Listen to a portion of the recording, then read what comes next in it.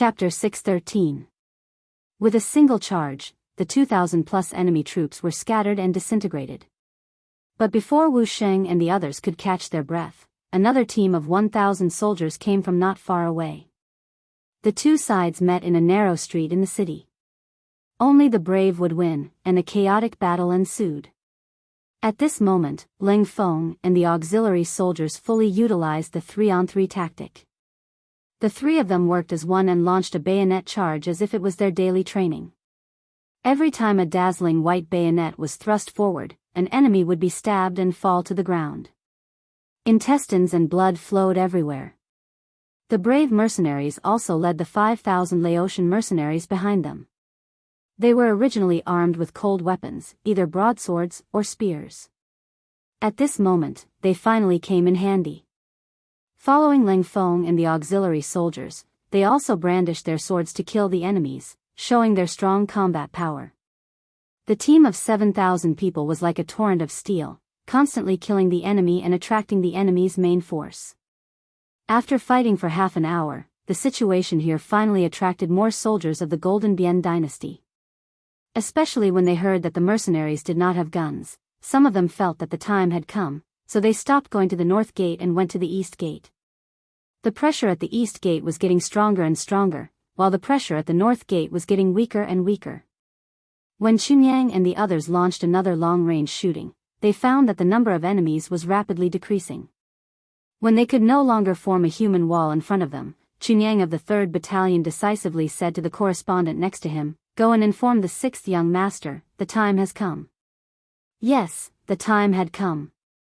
The first attack at the north gate and the slaughter at the east gate were all for the third step, which was the joint attack of Ling Feng's 2nd Battalion, 14 auxiliary battalions, and the 15,000 Laotian mercenaries. Considering that there were 150,000 soldiers of the Golden Bian dynasty in the city, if they all attacked from one gate, it was likely that the gate would be blocked. In the end, they would block the way with only the corpses blocking the way. If that was the case, the enemies would have enough time to escape, which would not achieve the goal of severely injuring the enemy. Therefore, there were 2 waves of feints. Most of the enemies had gone over to the east gate, leaving the north gate empty.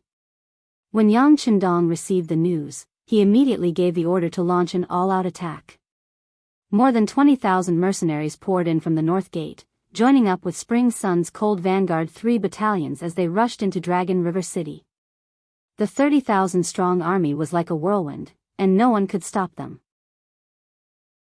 They used machine guns, submachine guns, and semi-automatic rifles to kill anyone who tried to get close to them. The north gate suddenly became the main attacking force, which made Duane, who was rushing to the east gate, turn pale with fright. This confusion confused him. Where exactly was the enemy's main force, and where should he place his troops to defend? At this time, the 150,000 soldiers of the Golden Bian dynasty were in a mess. There were even some soldiers who had been rushing back and forth between the north and east gates.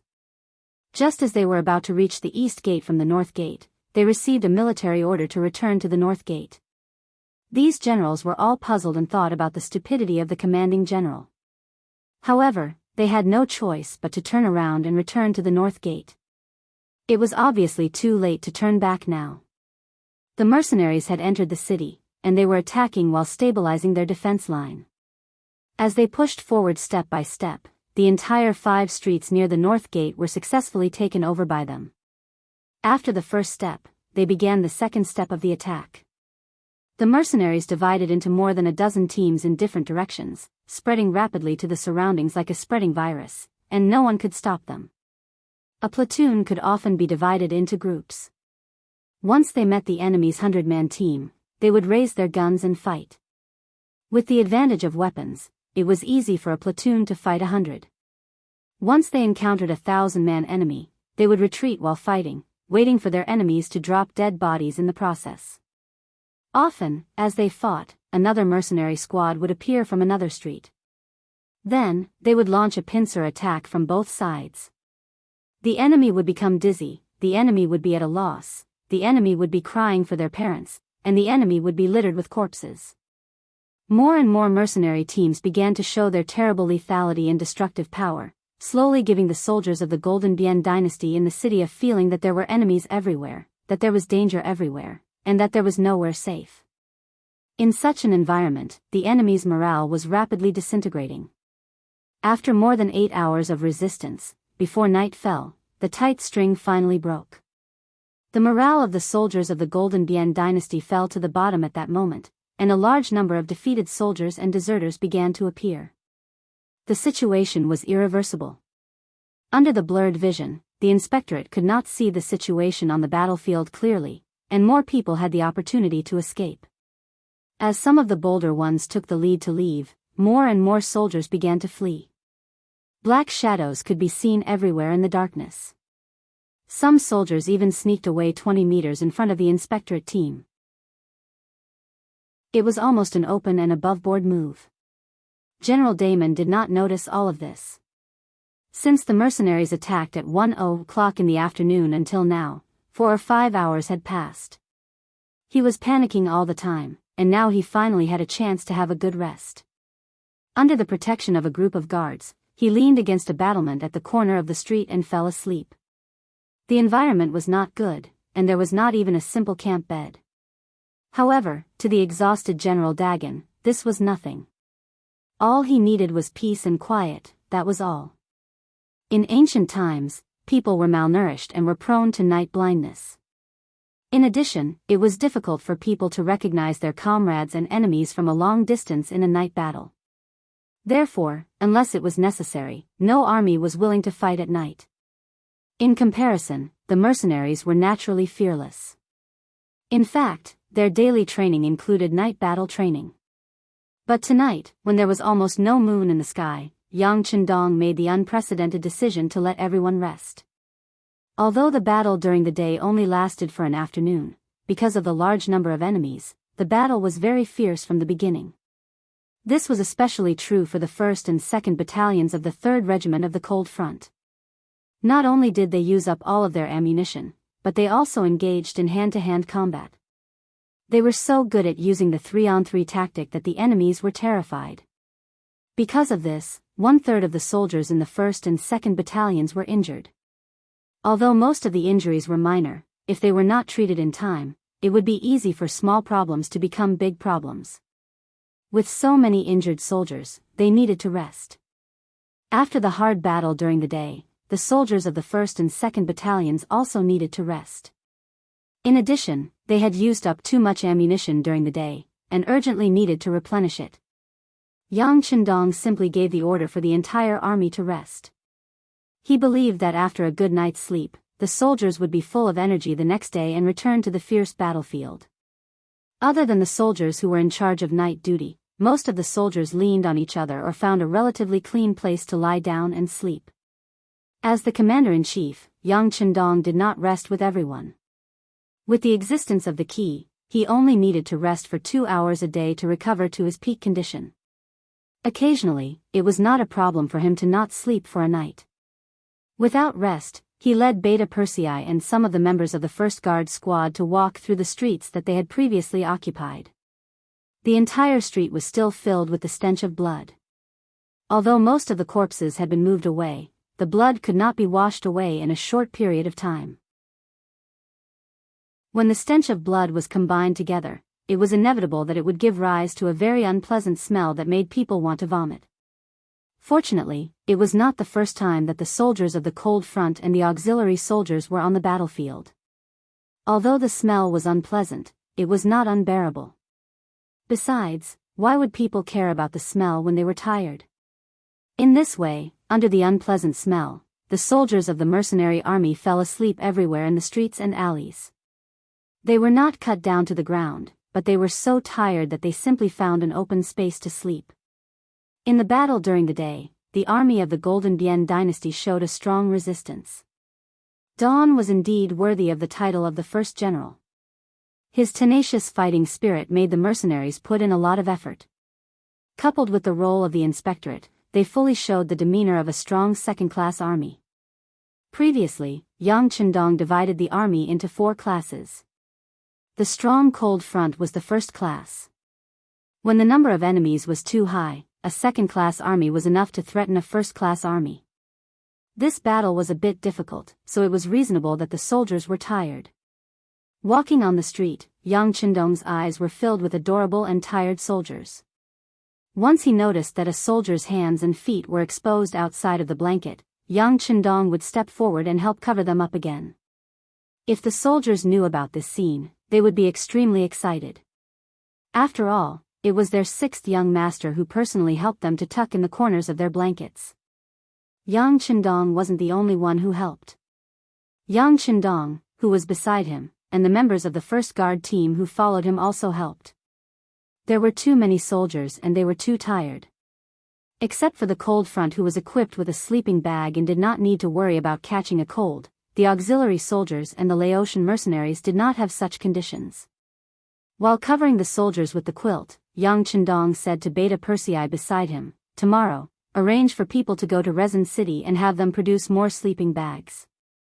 Our soldiers can't fall sick because of lack of rest. This is a great injustice to them." "Young master, I will remember." Beta Persei nodded heavily. This was the young master's concern for the soldiers. Such an order must be passed down as soon as possible. Chapter 6:14. There is a price to pay for hard work. At the same night, one side's commander was sleeping soundly with countless deserters under his command. The other side's commander was running on the path of caring for the soldiers. The soldiers had a good rest, and when the new day came, they would be more powerful. From this point of view, the outcome was clear. The sky finally brightened. Beta Persei, who was beside Yang Qindong, had been replaced by Tiger's Mane. He was busy making a bowl of hot porridge and sending it over. "Sixth young master, the porridge just came out of the pot. Try it." "Okay." Yang Qindong took the porridge, took a sip, and sighed, "It tastes good, and it has a lot of calories." "Very good." He. Although the porridge was not made by himself, Tiger's Mane grinned when he saw that Yang Qindong was satisfied. "By the way, have the other soldiers drunk?" Yang Qindong just sighed and then focused on the soldiers. "They are all queuing up to drink. By the way, young master, the scouts have sent information that at least half of the enemies escaped last night. Today's battle should be much easier."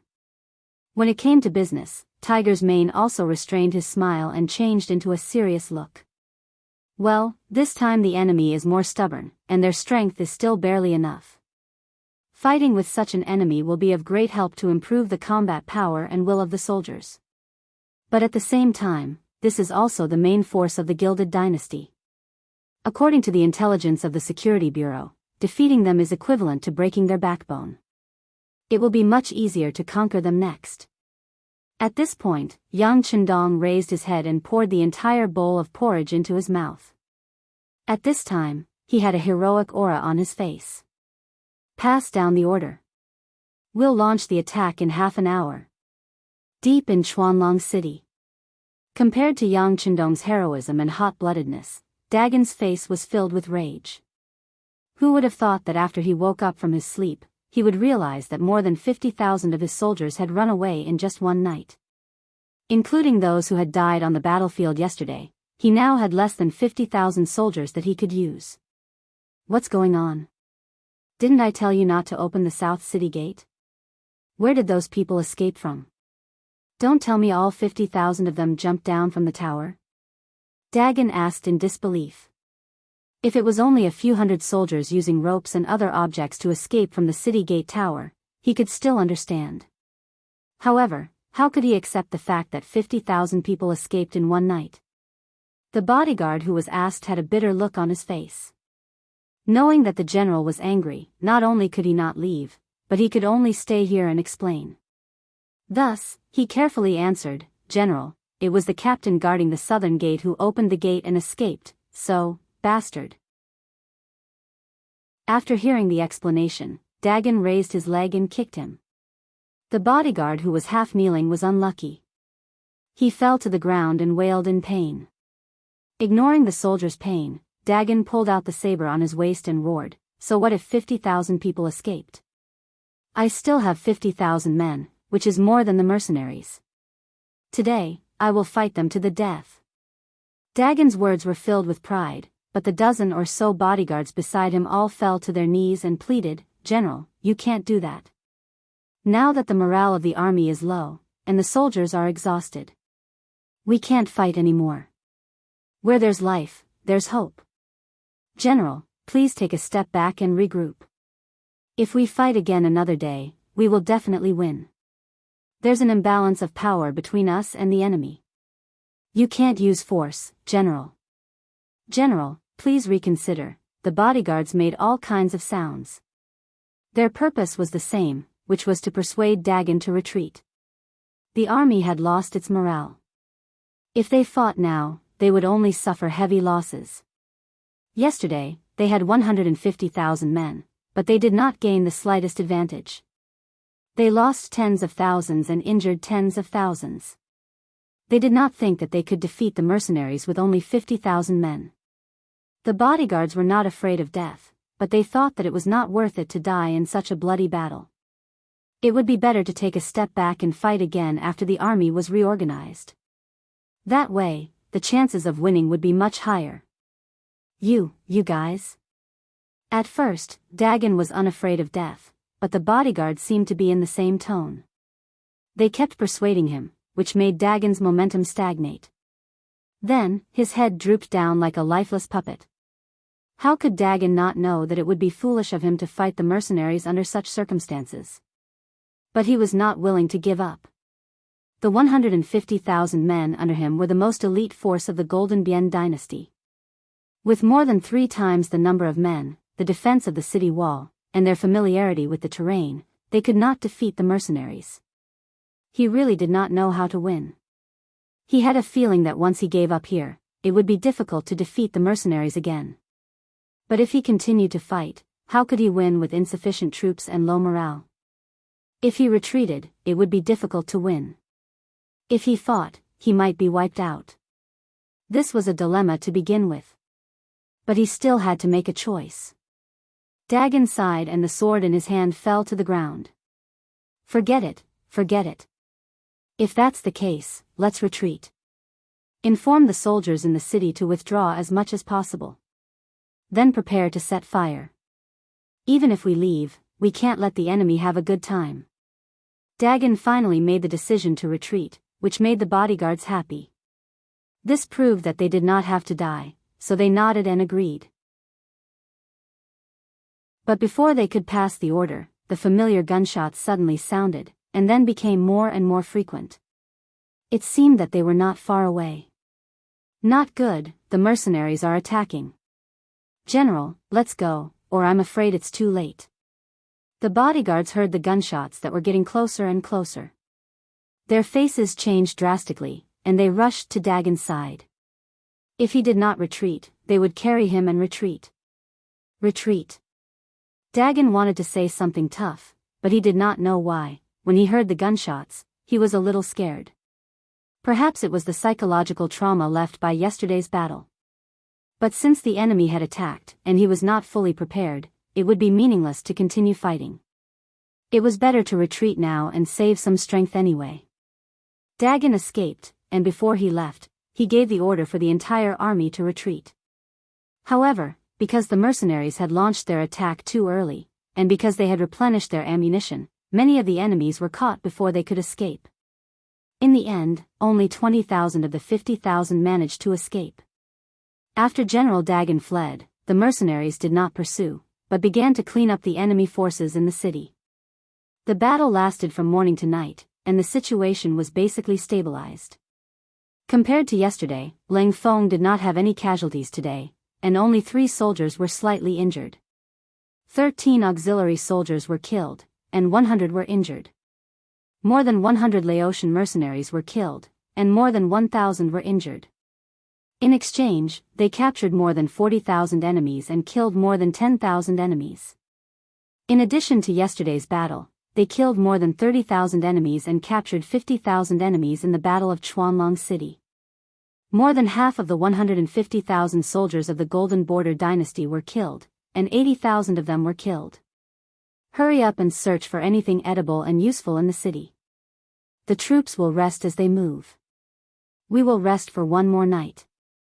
Tomorrow morning, we will move towards Suweng City. After Yang Chendong received the final battle statistics, he immediately issued a new order. In the morning of the second day, the main force of the mercenaries went straight out of Longchuan City, and in just 2 days, they arrived outside Suweng City. Suweng City was one of the biggest cities in the Golden Border Dynasty, and it was an important crossroad to the capital of the Golden Border Dynasty. From here, one could enter Golden Rim City from Pingzhan City in the north. One could also enter Bolomian City in the east. It could be said that once this place was taken, the initiative would change hands, and Golden Border City would face the possibility of being besieged at any time. The news spread like the wind to the south, and when it reached Golden Border City, King Boromir was so shocked that he almost fell off his dragon throne. The civil and military officials didn't have a good reaction either. Some of them were pale because of fear, some of them were red because of anger, and some of them clenched their fists because they wanted to go to the front lines and fight to the death with the mercenaries. Their reactions were different, but the same thing was that they all felt the existence of danger, and the feeling of a knife on their necks. Trash. Trash. What the hell is Dagon doing?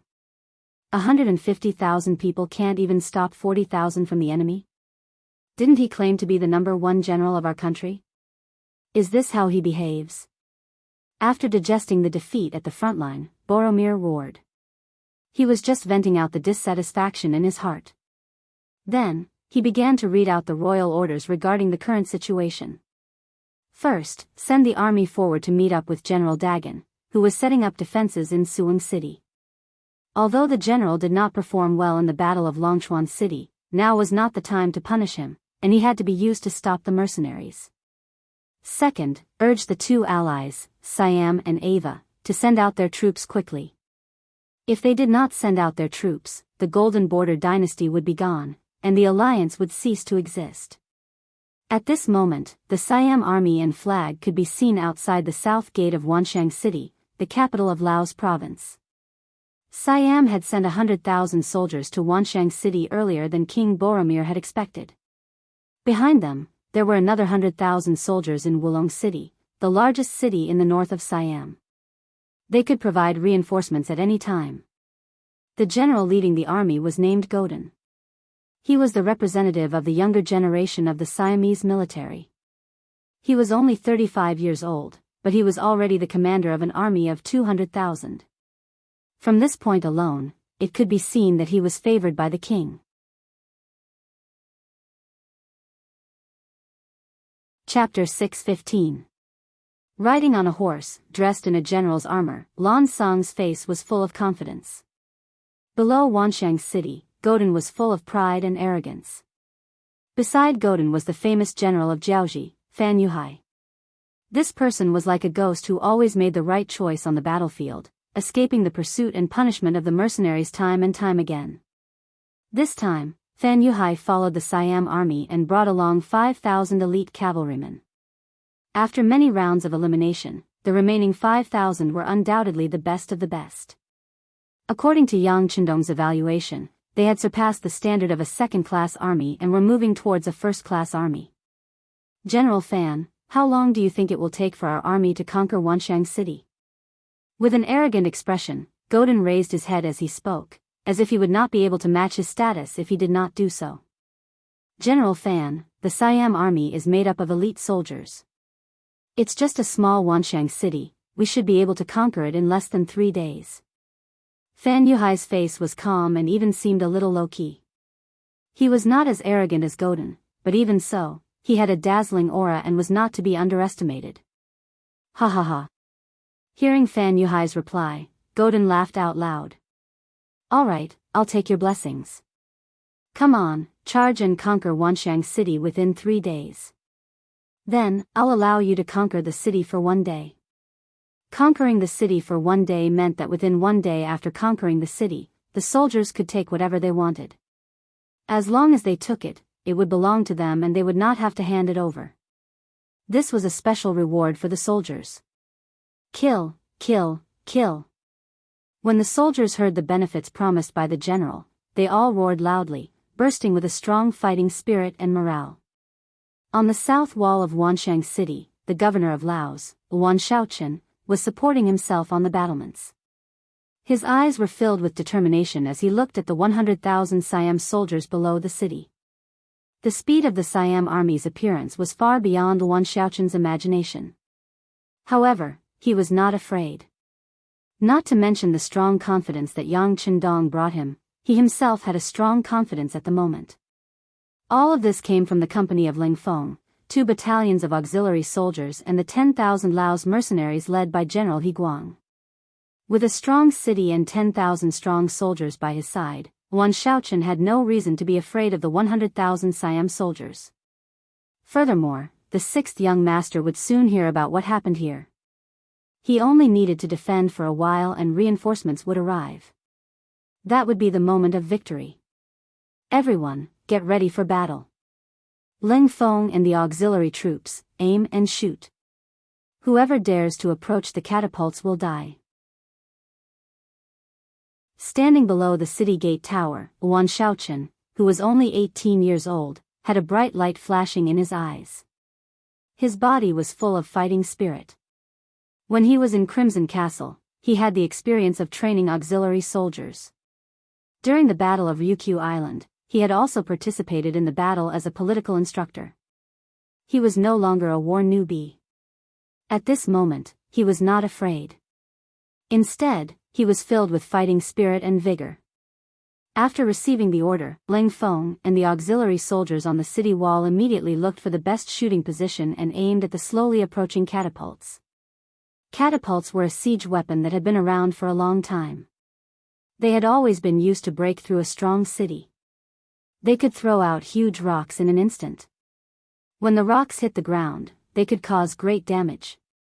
It was extremely useful for suppressing the enemy's attack or destroying the enemy's defense. Of course, such a war weapon had its fatal weakness. For example, if the attack distance was too short, its strength would decrease after a mile and it would not be able to use its advantage. Another example would be the lack of accuracy when attacking the target. Often, when a rock was thrown out, it would not be able to predict where it would fly. Most of the time, it depended on luck. Even so, catapults were still widely used. It was because the technology was too simple. Usually, the armies of small countries would use it. It was not like artillery, which required a large amount of manpower, resources, and energy. Even if Xiqian City was powerful, the current arsenal was still unable to produce artillery. The best they could do was make some grenades and landmines. All the artillery they used now came from a large warehouse. Fortunately, after obtaining the advanced books from Yang Qindong, the munition factory in Crimson City had no problems producing shells of various calibers. Their research on cannons had also made some progress. Given enough time, it was only a matter of time before the cannons were born. The Siamese army did not have any cannons. The mercenaries stationed in Wanshang City also did not have any cannons. Yang Qindong would not be at ease leaving such powerful weapons anywhere unless he had a strong military force. Otherwise, if this matter was leaked out, it would not be helping Laos but harming it. There would be people who would think of ways to deal with it. The chances of them being targeted would only be higher. There were no cannons, but there were still 10 Type 40 rocket launchers, hundreds of artillery shells, grenades, and landmines. Wan Shaochen had already buried the landmine 300 meters away from Wanshang City's southern gate. He had led the entire Ling Feng company to set them up at night. Even many officials in the provincial government did not know about this matter. At a distance of 300 meters, the sound of an explosion would not affect the soldiers guarding the city and could even kill the enemy. It couldn't be any better. However, this was just a method. The real battle depended on the performance of both sides. How to prevent the enemy's catapults from getting close to the city and not letting them do their job was the most important thing in a city defense battle. 1 li was 500 meters. At such a distance, if it was a cold weapon battle, it would be impossible to do anything. As the defending side, no matter what kind of bow and arrow they used, they would not be able to hit the catapults from such a distance. They could only shrink back and let the enemy attack. Since the enemy could not hit accurately, it was all about luck. The same thing happened to the mercenaries, but it was different. They had the Type 95 and Type 81 rifles, which could easily hit the catapults up to 600 meters away. Naturally, they had the ability to control the catapults. What they needed to do now was to prevent the enemy from getting close. Wuxia Xianxia gave the order. The Leng Feng Company and the auxiliary soldiers, who were in charge of the first batch of attacks, looked for the best positions. They focused their attention and waited for the enemy's catapults to get closer. In their line of sight, the catapults with large wooden wheels were slowly approaching. As long as they got close enough, they would be able to hit the catapults with boulders. Regardless of the effect, at least the momentum would be there. Then, when the soldiers charged with all their might, if they were lucky, they would be able to set up scaling ladders. Perhaps they would be able to take down the city tower in one go. If they were unlucky, it would be a battle of distance. In the end, the weaker side would be the winner. 700 meters, 650 meters, a soldier from the Leng Feng Company made a judgment with his sharp eyesight. His voice was heard by his comrades. Even if the catapults were 700 meters away, they would still be able to hit them with their rifles. However, they did not do so in order to pursue accuracy. They did not want to amaze the world with a single brilliant feat, 620 meters. 600 meters, fire. When the Siamese soldiers finally reached the optimal firing range, gunshots rang out. Because it was daytime, they couldn't see the gunfire clearly, but the sound of gunfire did not stop. Then, the Siamese soldiers around the catapults fell to the ground one by one as if they had been bewitched. Is this the power of the new repeating rifles? Not bad. Riding on his horse, General Gordon squinted his eyes with an arrogant expression. Then, his surprise turned into excitement. Before they came, the military had obtained some information about the mercenaries. Naturally, they could not hide something like the rifles from them. After meeting Fan Yuhai, he had a better understanding of the situation. The first time he met Fan Yuhai, he was indeed shocked. At the same time, his greed was completely ignited. In Gordon's eyes, he had brought 100,000 soldiers with him and could mobilize another 100,000 soldiers behind him. However, dealing with Wanxiang City, which only had 10,000 soldiers, was as easy as using a cannon to kill a mosquito. In fact, he even thought that the moment he arrived with his army, the domineering aura would cause the mercenaries to immediately open the city and surrender. Things didn't go as he expected, but Gugu wasn't too disappointed. Are you not convinced? Want to fight? Then I'll beat you until you're convinced. I'll beat you until you can't fight anymore.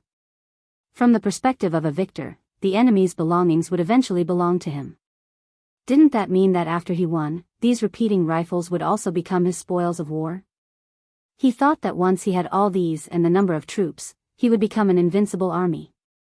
At that time, Siam would inevitably become the core of this region and enjoy a glorious situation like the Great Ming Dynasty where thousands of countries came to pay homage to it. As the general who had made the greatest contribution to the war, wouldn't he also have great power and authority and be respected by everyone? Gordon, who was still in a state of fantasy, was quickly interrupted by Fan Yuhai. General Gordon, did you see that? The repeating rifles of the mercenaries are very powerful and accurate. It's time to send in the Iron Shield soldiers. Fan Yuhai continued to tell the secret of the Iron Shield's ability to block bullets to the Siam Kingdom, just like how he told the destroyed Lansang Kingdom. Back then, he organized a battle to attack and defend Hanoi City. Now, he was going to do the same to attack and defend Wanxiang City. The difference was that Wuxia Xianxia, who was also a provincial governor, was very careful. He guarded every city gate and made it impossible for them to launch a sneak attack. They had no choice but to attack the city openly.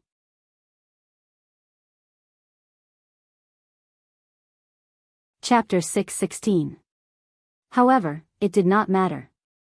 This time, Siam had mobilized 150,000 soldiers, which was far more than the Lansang Kingdom had mobilized previously. As for the 5,000 cavalrymen that he brought with him, they were there as bystanders. If everything went well, he would not mind getting a share of the loot. If not, he would run as fast as he could. In short, he would not let the mercenaries catch him. Not bad. Men, order the Iron Shield soldiers to lead the charge. Although Gordon was unhappy that Fan Yuhai had disrupted his fantasy, this was a war. Every soldier that died was another loss. Hence, he decided to listen to Fan Yuhai and send out the Iron Shield soldiers. Iron shields that were more than 8 centimeters thick could block bullets from muskets. Iron shields that were more than 10 centimeters thick could also block bullets from muskets in close combat. This had been proven countless times. Before the war, Siam had mobilized a lot of resources and gathered a lot of blacksmiths in the country to forge 5,000 iron shields. The shields were held by 5,000 strong men to defend against the enemy's muskets.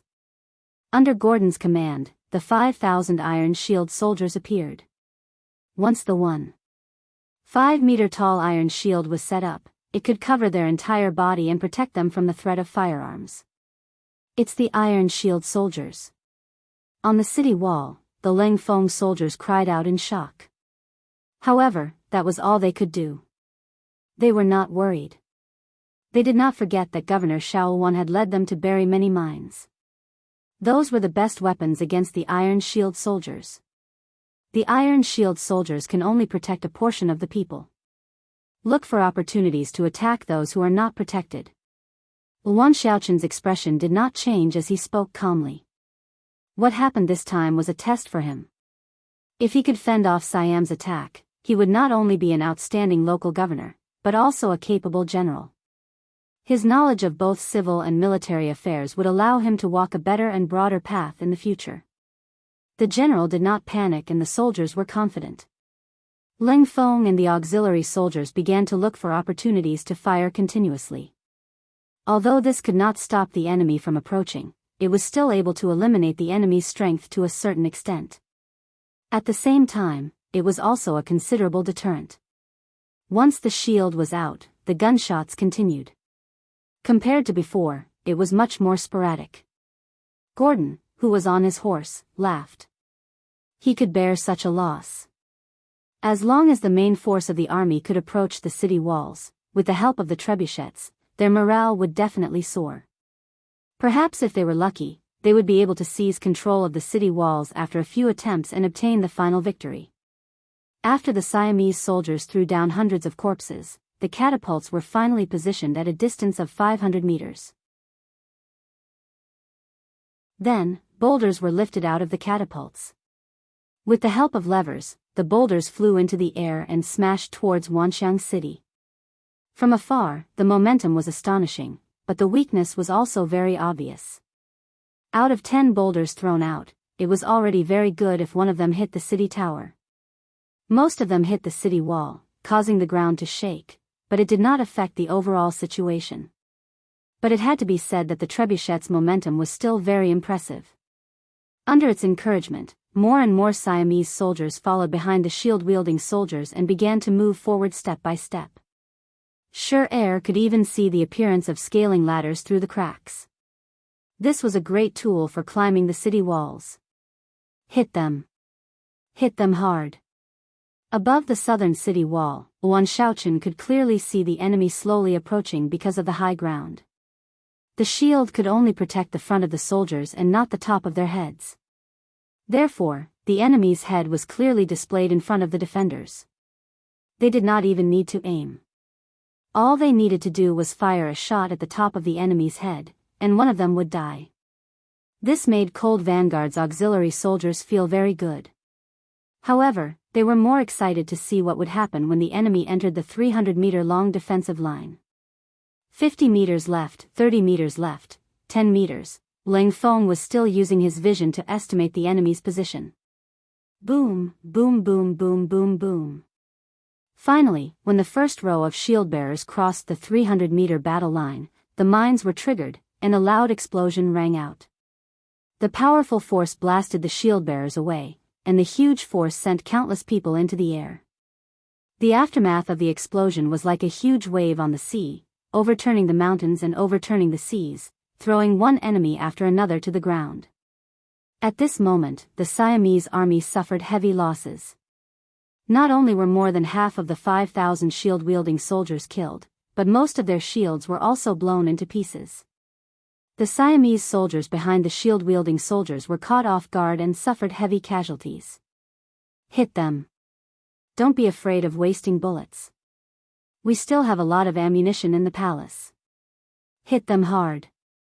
Yuan Shaochen also took a 95-style pistol and opened up a burst of fire towards the city walls. Leng Feng and the auxiliary soldiers, who were originally in charge of the replacements, were also mobilized. The 900 soldiers were firing at full capacity. At this moment, they were fighting to their heart's content and killing to their heart's content. Under the dual threat of landmines and muskets, the Siamese soldiers, who had lost thousands of soldiers, lost their morale and began to retreat. They trampled over each other as they retreated. Many soldiers died at the feet of their comrades. In such an environment, those who were pushed to the ground would never get up again. How did this happen? How did this happen? What the hell was that thing that exploded? What was that? Seeing his soldiers falling to the ground in droves and turning into corpses, seeing the metal shields being thrown all over the place, some of them even deformed, and seeing the majestic army retreating like frightened rabbits, Gordon was enraged. He turned and stared at Fan Yuhai. His eyes were red and burning with rage. Fan Yuhai was also shocked by the scene before him. He had not seen the mercenaries use such weapons in the previous battles, so he was not prepared. He had forgotten that most of the previous battles were sieges. The use of landmines was naturally limited. In the only battle of Hanoi City, he did not want to destroy the commercial street.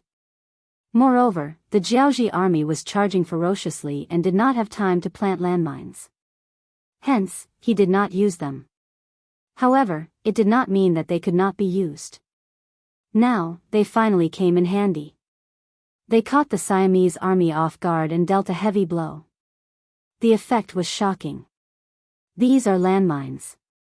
Actually, the Ming Dynasty has used them before, but they were not this powerful. Fan Yuhai was indeed a famous general in Jiaoji. He quickly thought of the deceased generals Ruan Gengwang and Chen Heijin. Both of them had encountered such things in the rainforest. They even said that the mercenaries called them landmines. They were powerful weapons that would explode upon contact. Didn't this match what was happening before him? Landmines? Since you knew, why didn't you say so earlier? Gordon continued to blame him. Obviously, he did not want to bear the consequences of losing the first battle. He wanted to push all the blame to someone else. Fan Yuhai did not answer. Instead, he looked to the front and said calmly, "General Gordon, let's retreat first. There is no one controlling the catapults. The morale is low. Let's regroup and prepare for battle." Following Fan Yuhai's gaze, Gordon noticed that his trebuchets had stopped working and the soldiers in front of the trebuchets were all lying on the ground. It was obvious that this was the result of the continuous firing of the flintlocks. They had lost the first battle just like that. Although Gordon didn't want to admit it, he knew that this wasn't the time for loyalty. He could only grit his teeth and say helplessly, "Beat the gong to retreat." Retreat 5 miles. The Siamese army retreated. They did not even want the bodies of the soldiers, catapults, and shields. The resources were all within the firing range of the mercenaries' muskets. Who could snatch them back? Unless they launched an all-out attack.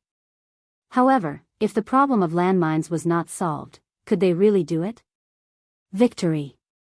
The enemy ran away with their tails between their legs. On the south wall of Wanshang City, when the Siamese army retreated, cheers erupted like a tsunami. It was like a farewell song, mocking the incompetence of the Siamese army. Don't move. Soldiers, go down and clean up the battlefield. Bring back those that can be brought back, and burn those that can't. Yuan Shaochen's face was flushed with excitement. However, as the commander, he suppressed his excitement and spoke calmly. They could only send the soldiers down because the landmines were not completely destroyed. If they sent someone else, the landmines might explode and cause unpredictable consequences. After that, the soldiers of Cold Vanguard carried barrels of kerosene out of the city.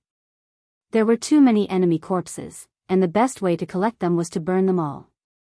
Otherwise, with so many corpses, it was inevitable that germs would appear and cause a plague. The Siamese army, which had already retreated, could only watch helplessly as the mercenaries carried out their operations below the city walls.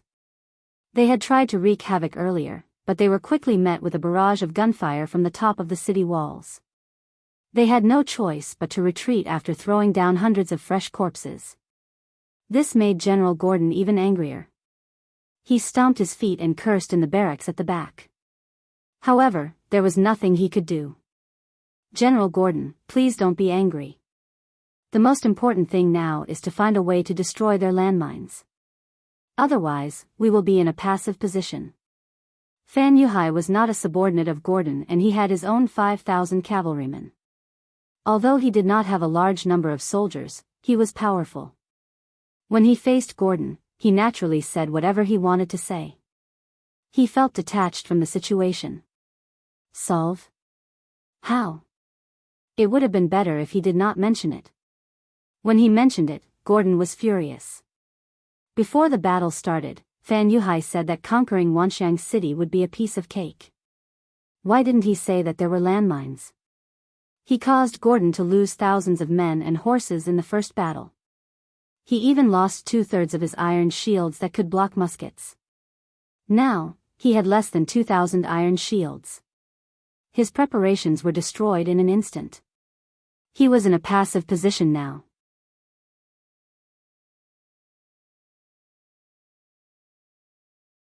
Chapter 617. We have to come up with a solution. Fortunately, we are the ones attacking and the enemy won't dare to attack us. We still have the initiative. We have time to think of a solution. Fan Yuhai frowned. Godin claimed to be a famous general in Siam, but his temper was a little too bad. On the battlefield, victory and defeat were common. If they lost this time, they would find the reason and win the next time. What was the use of getting angry? All right, let's think of a solution quickly. I can't wait to attack Wanxiang City. Not only will I kill the mercenaries guarding the city, but I won't let the civilians off either. I want them to die. I want them to be terrified. In the future, if anyone mentions my name, they will have to keep quiet and avoid me. Godin, who was still in a state of rage, had a furious look on his face as if he was really infuriated. Wait. On the other hand, Fan Yuhai wasn't affected by Godin's emotions. Instead, he was moved after hearing Godin's words. After about 3 breaths, he suddenly clapped his hands and laughed. Yes, that's it. I've already thought of a way to break the enemy's landmines. Seeing that Fan Yuhai had come up with a solution so quickly, Godin looked at Fan Yuhai in confusion, as if saying, "Can you do it or not? Don't try to fool me with a random solution and make me lose more soldiers." "General Godin, didn't you mention the civilians just now? Let's let the civilians walk in front. Do you remember what I told you a while ago? Look for the civilians in Siam. As long as we gather them and push them to the front line, they will step on the landmines. Won't we be able to break the enemy's formation easily?"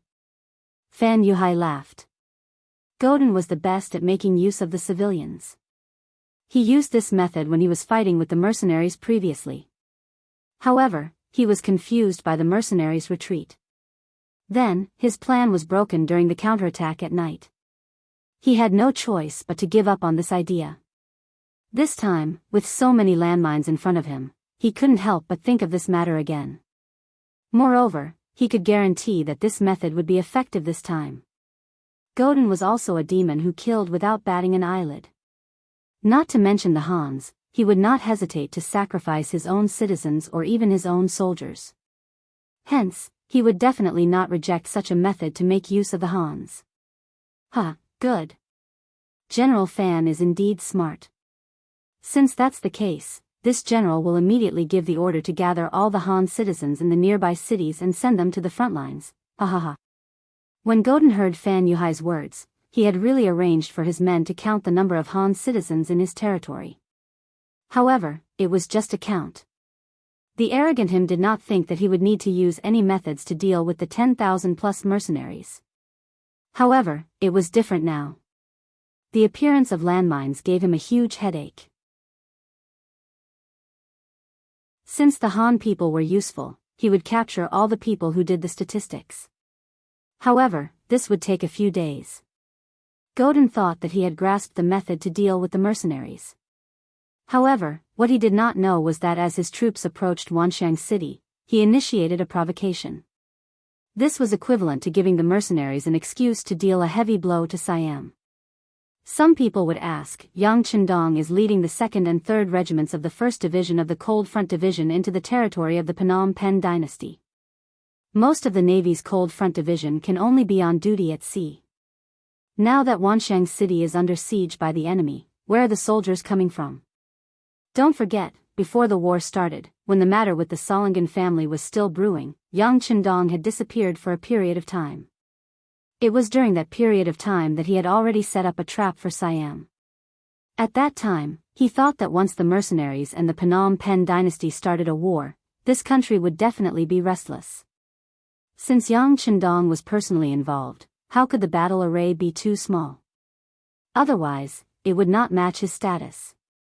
In fact, the commander that he left behind in Siam was one of the 2 heads of Yang Xie's military, the commander of the 1st Division of the Cold Front Division, Leng Song. Wulonggu was also known as Wulongthani City. It was one of the biggest cities in the north of Siam. At the same time, it was also the rear of Gordon's 100,000 soldiers. It was used to provide military supplies and for emergency use. However, there were only 50,000 soldiers here. 500 of them were sent to capture the Han civilians. At this moment, such a large city was secretly surrounded by the mercenaries led by Commander Leng Song.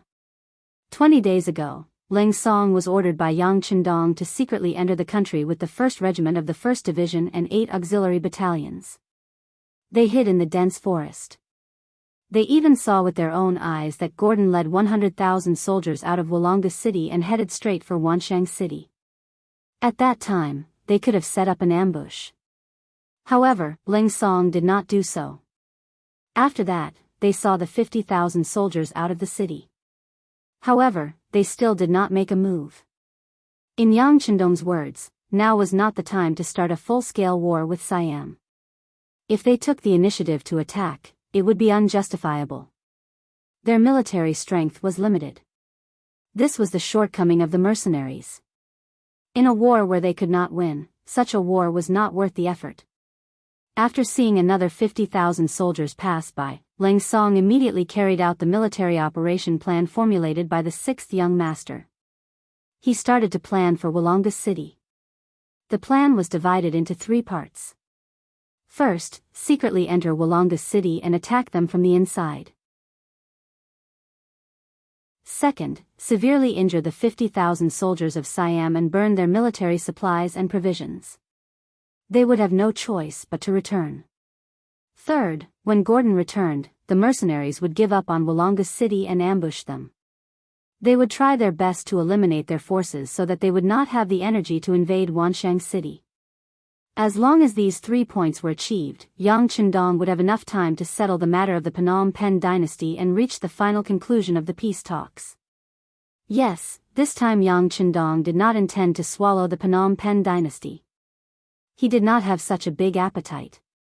He had not even occupied Vietnam and Laos for a long time. The internal affairs had not been settled yet. How could he take over the Phnom Penh dynasty? If he really did that, there would not be enough manpower to protect and manage the place. It would only benefit other countries. Yang Chendong would not do such a loss-making deal. Leng Song quietly left Chichen City. Although he was the commander of a division and the only division commander in the army, he would be credited for any results that the Leng vanguard achieved on the front line. However, how could the fruits of victory be better than the fruits of victory obtained by himself? This time, Yang Chen finally transferred him out and gave him great expectations. Leng Song held his breath in his heart. Not only did he have to complete the task, but he also had to complete the task at the smallest cost. He had to show the heads of his subordinates that he didn't rely on his seniority, but he had the real ability. He had great ambitions and was especially attentive in executing the sixth young master's military plan. He first sent people to disguise themselves as the Phnom Penh dynasty's caravan and entered Wulong City. In order not to attract attention, the Leng vanguard entered the city in groups of 3 to 5 people and kept a low profile.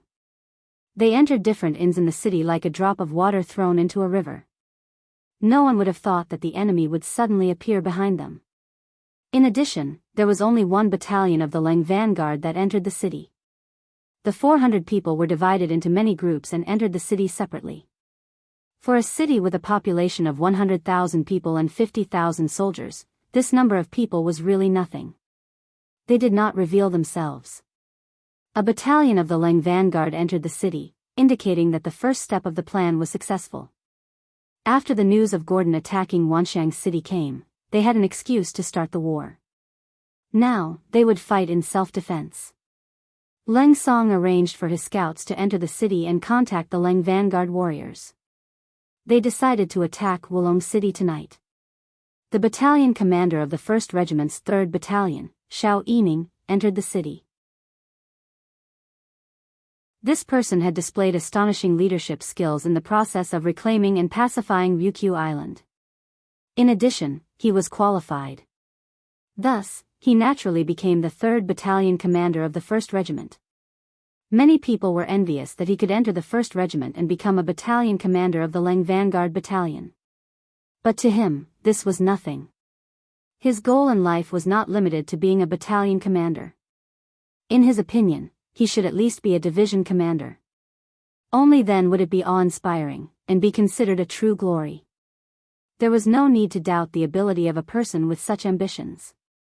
After secretly meeting with the scouts in the city and receiving the new military order, Xiao Yining began to run around, quickly contacting all his subordinates. They agreed that they would act in the middle of the night to take down Wulonan City Gate and lead the main army into the city. Compared to the flames of war on the front lines, there were soldiers and horses. Wulong City, which was at the rear, could be said to be peaceful and prosperous. They were also fighting with mercenaries. As the main attacker, there was naturally no pressure. Furthermore, Siam's military strength had always been at the top of the nearby countries. This made them think that they were saints and everyone else was mortals. With such an arrogant mentality and the stimulation of the 50,000 Siam soldiers entering the city, the entire Wulong City fell into a false state of prosperity. With a large population, it was naturally easy to do all kinds of business. For example, the restaurants, casinos, and especially the brothels in the city were filled with people and were extremely lively. Even if the front lines reported that the attack was not going well, it did not seem to affect them much. They could do whatever they wanted and enjoy themselves as much as they wanted. Of course, they did not do nothing. For example, after receiving General Gordon's orders, they sent out 50,000 soldiers to capture the Han people in other cities and towns.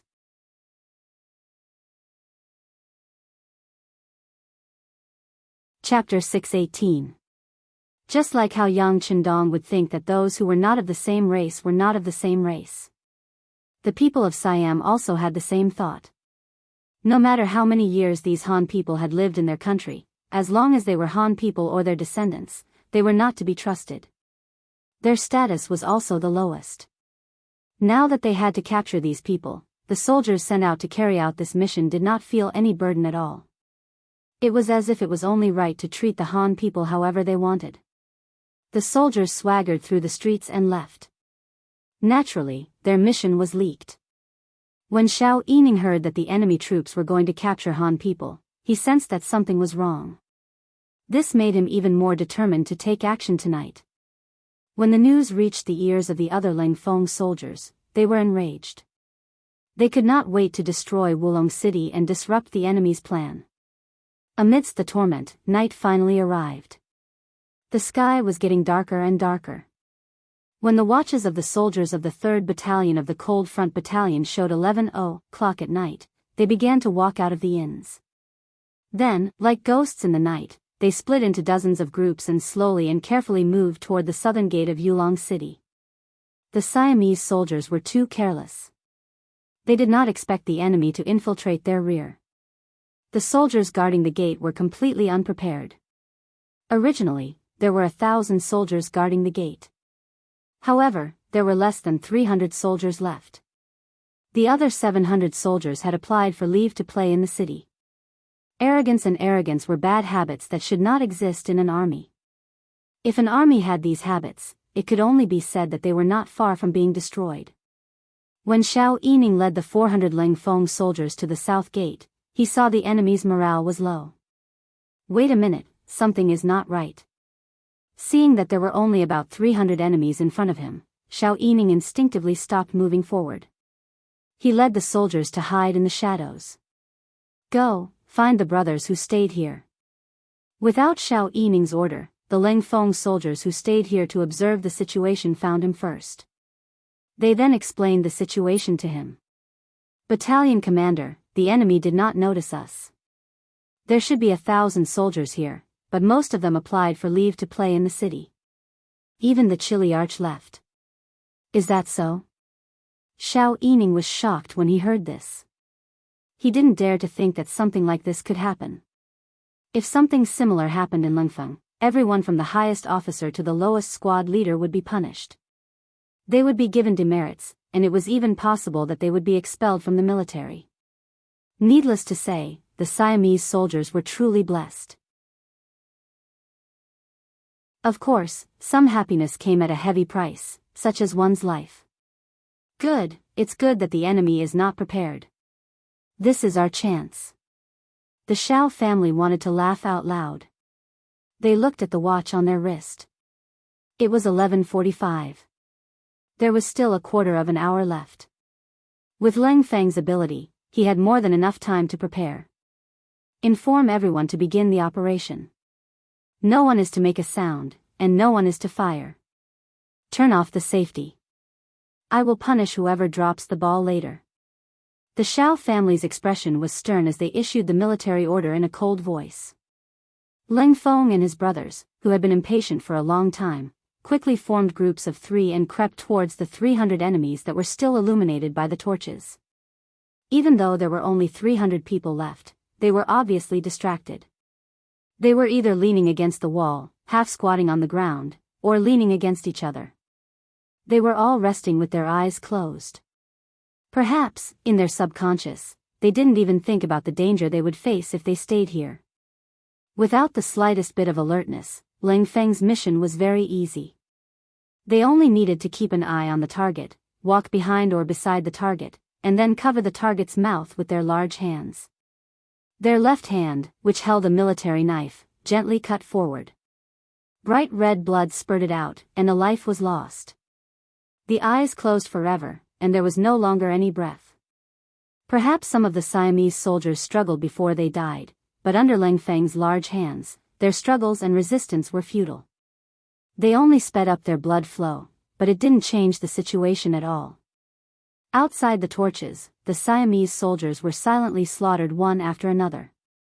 In just 5 minutes, more than 100 enemies outside the perimeter were all killed. There was no sound or movement from the beginning to the end. This was the strength of the Leng Feng, and it was the result of their training. It was another kind of report. After the enemies outside the perimeter were all killed, the next target was the 100 enemies under the torches at the city gate. It was unrealistic to try and assassinate them one by one, but Xiao Yining wasn't afraid. He waved his hand, and a portion of the 1st Company and 2nd Company of the 3rd Battalion quickly approached the city gate with him. They moved cautiously, and even though it was only a distance of 100 meters, it actually took them more than 5 minutes to walk. During this time, the 100 people didn't make any noise other than the sound of their breathing. Finally, they approached the south gate. Xiao Yining was the first to pounce forward like a tiger. Within a breath, more than 100 Ling Feng did the same. Puff, puff, puff, the military knives silently pierced the chests of the Siamese soldiers. The intense pain immediately woke them up. Some of them even wanted to scream before they died, but when a large hand appeared in front of their eyes and reached their mouths, everything was over. A total of 300 enemies, except for one Siamese soldier who was stabbed in the wrong spot and died after a scream. The other 299 people didn't have the chance to make a sound. Xiao Yining stared at the Leng Feng, who made a mistake. Fortunately, there were no more enemies at the south gate. Otherwise, it would have been a disaster. Open the gate, send the signal, and lead the army into the city. Xiao Yining immediately stopped and ordered. There were only 2 minutes left until midnight.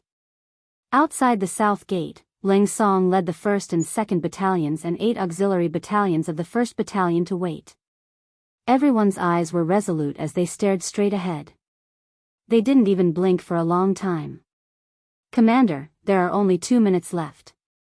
Will Battalion Commander Xiao and his men encounter any problems? Political Commissar Mo Qingyu asked worriedly. Commander, why don't I lead my men up the tower? I don't mean to brag, but this tower is only a dozen meters tall. My men and I will only need a minute to climb it. 2nd Battalion Commander Ling Daqiang sounded more anxious as he spoke in a hoarse voice. Don't we still have 2 minutes? Let's wait a little longer. We have to have faith in Battalion Commander Xiao, Leng Song said calmly. How could he not know the capabilities of his own battalion commander and Leng Feng? Even if there was an accident, he should have heard gunshots. However, there was no movement, so why was he so anxious? As soon as Leng Song finished speaking, the south gate 400 meters away slowly opened from the inside. A bright torch appeared and flickered 3 times to the left and 3 times to the right. We did it. Battalion Commander Ling Daqiang couldn't help but laugh excitedly. He could finally enter the city and start a massacre. During this period of time, the 1st Regiment had been carrying out missions in Crimson City, dealing with the captives and other matters that were sent to the island.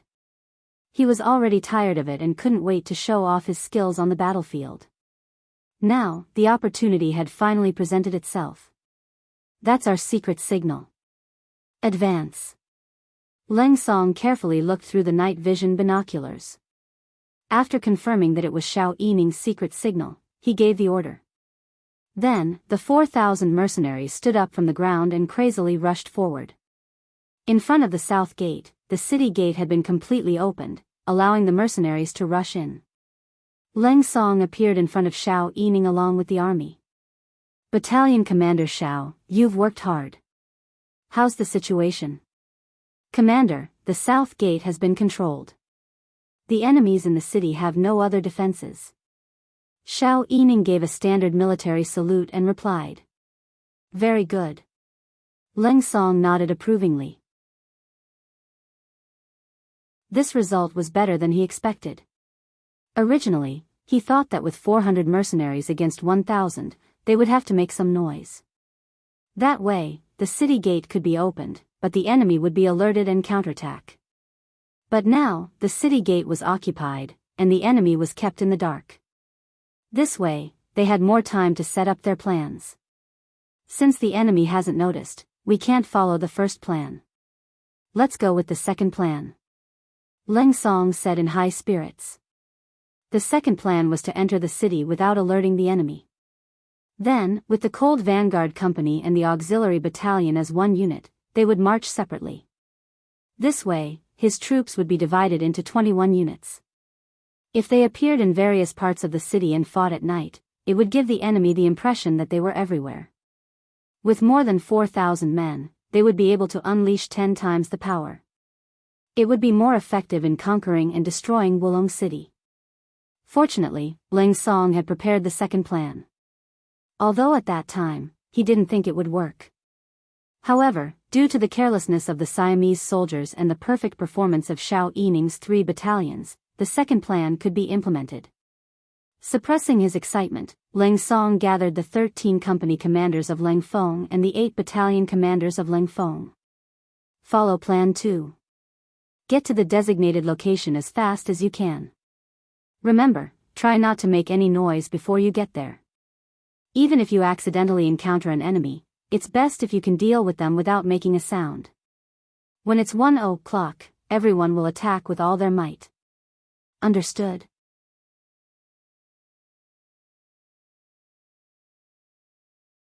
Chapter 619.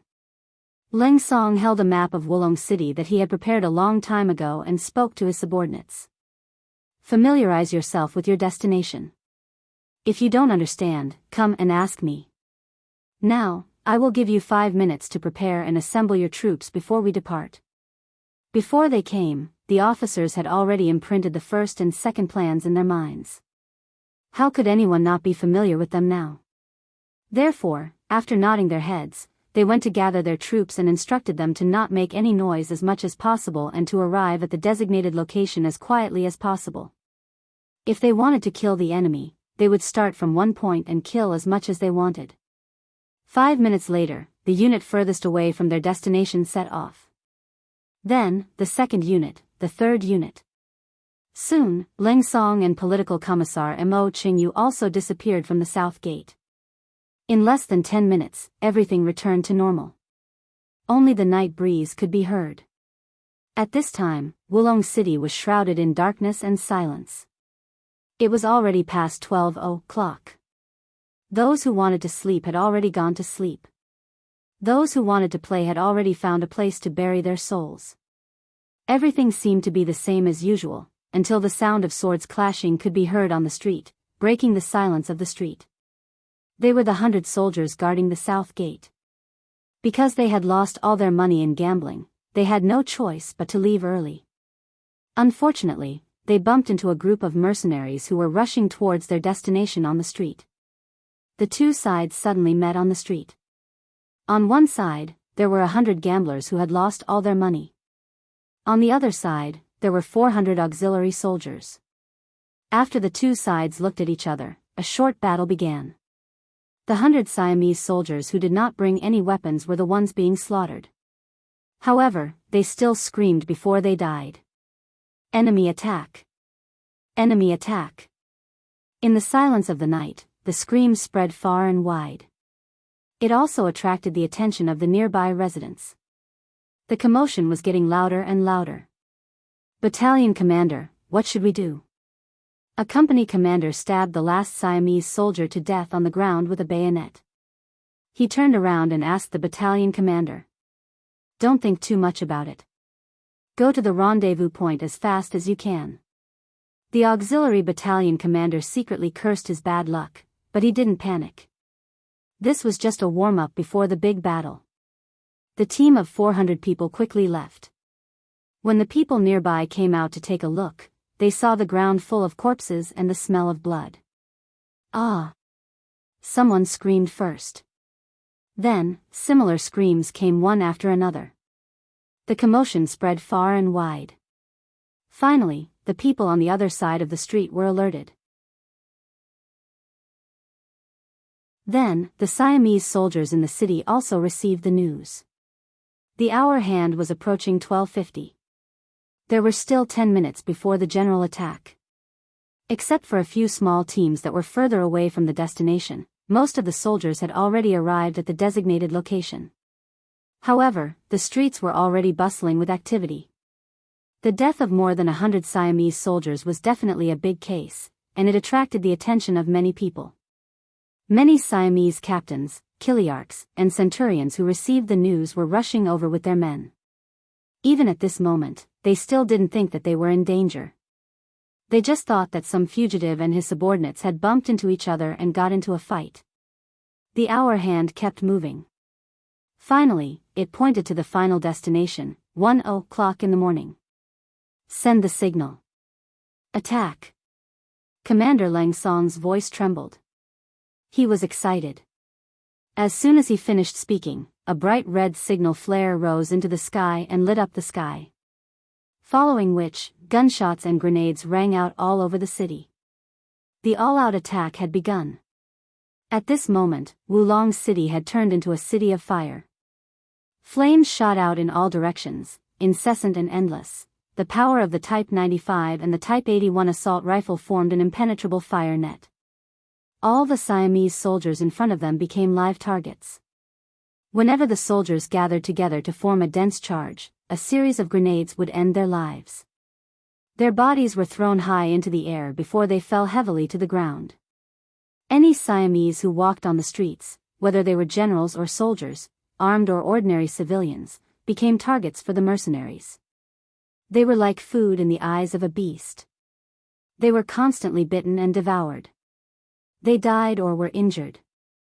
There were gunshots everywhere and enemies were everywhere.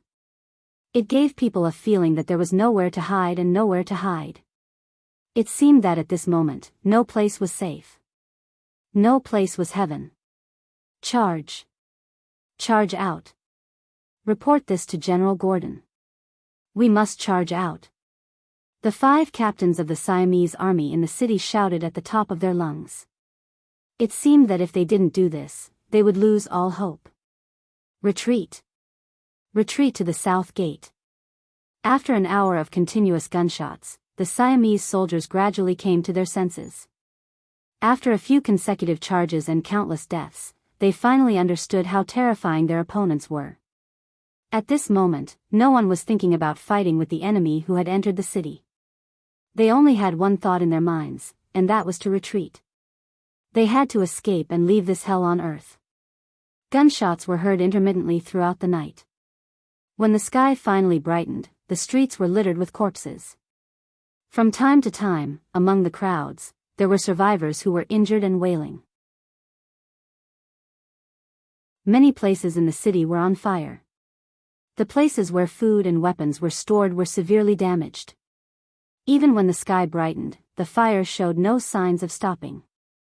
It was still burning fiercely. The mercenaries had retreated, leaving behind a city full of corpses and injured soldiers. According to the statistics, more than 60,000 soldiers and civilians of Siam were killed or injured in this battle. At least half of them were burned by the fire and trampled to death. In fact, only about 10,000 people died in the hands of the mercenaries. The warehouse was burned. Apart from the corpses and the injured soldiers who could not be moved, there was no one left in the city. The scariest thing about this battle was that they didn't know who did it, and they didn't know how many enemies there were. They only knew from the survivors' descriptions that there should be a lot of enemies, and they seemed to be everywhere.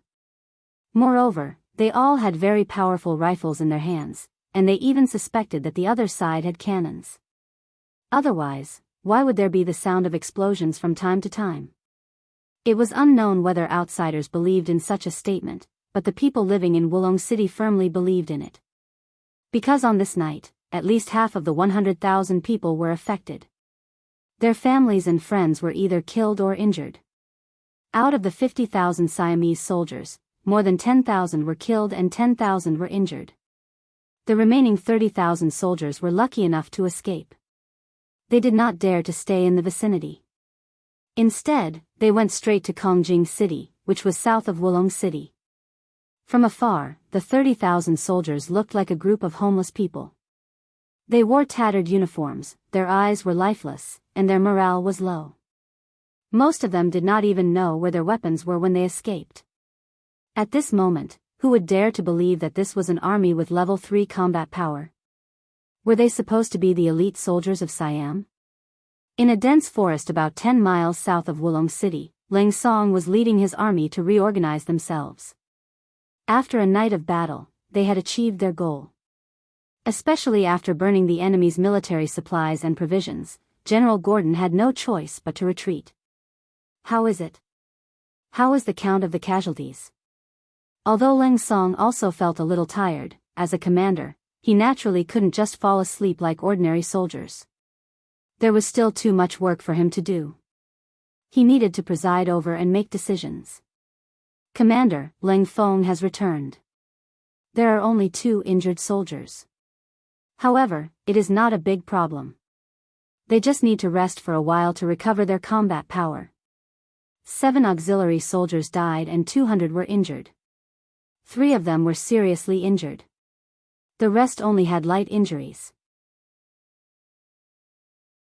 The political commissar of the 1st Regiment, Mo Qingyu, looked at the statistics of the battalions and reported to Leng Song.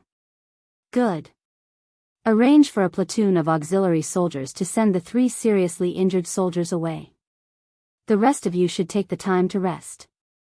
In the afternoon, dig out the ammunition buried in the forest. Replenish them and be ready for battle. Hearing that Leng Fong did not suffer any losses and only lost a few auxiliary soldiers, Leng Song felt some heartache. However, overall, he was satisfied with the results. Leng Fong was indeed Leng Fong. Not only was he good at killing the enemy, he was also good at protecting himself on the battlefield.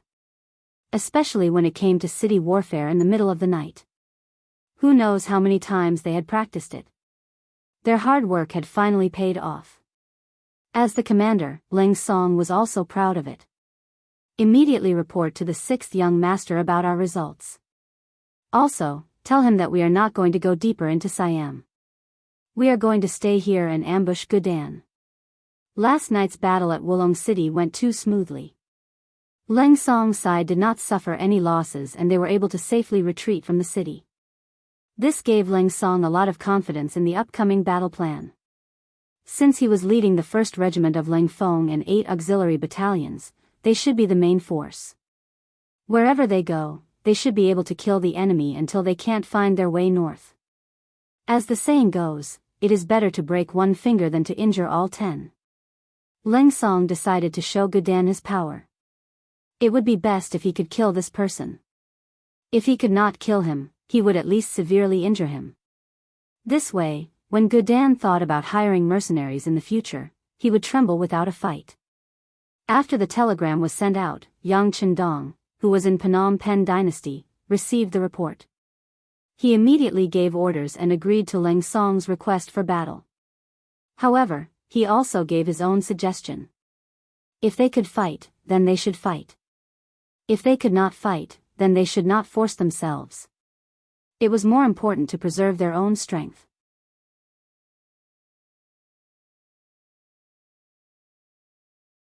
Chapter 620. Below Wanxiang City, there was a short period of peace after the battle. The power of the landmines had frightened General Gordon.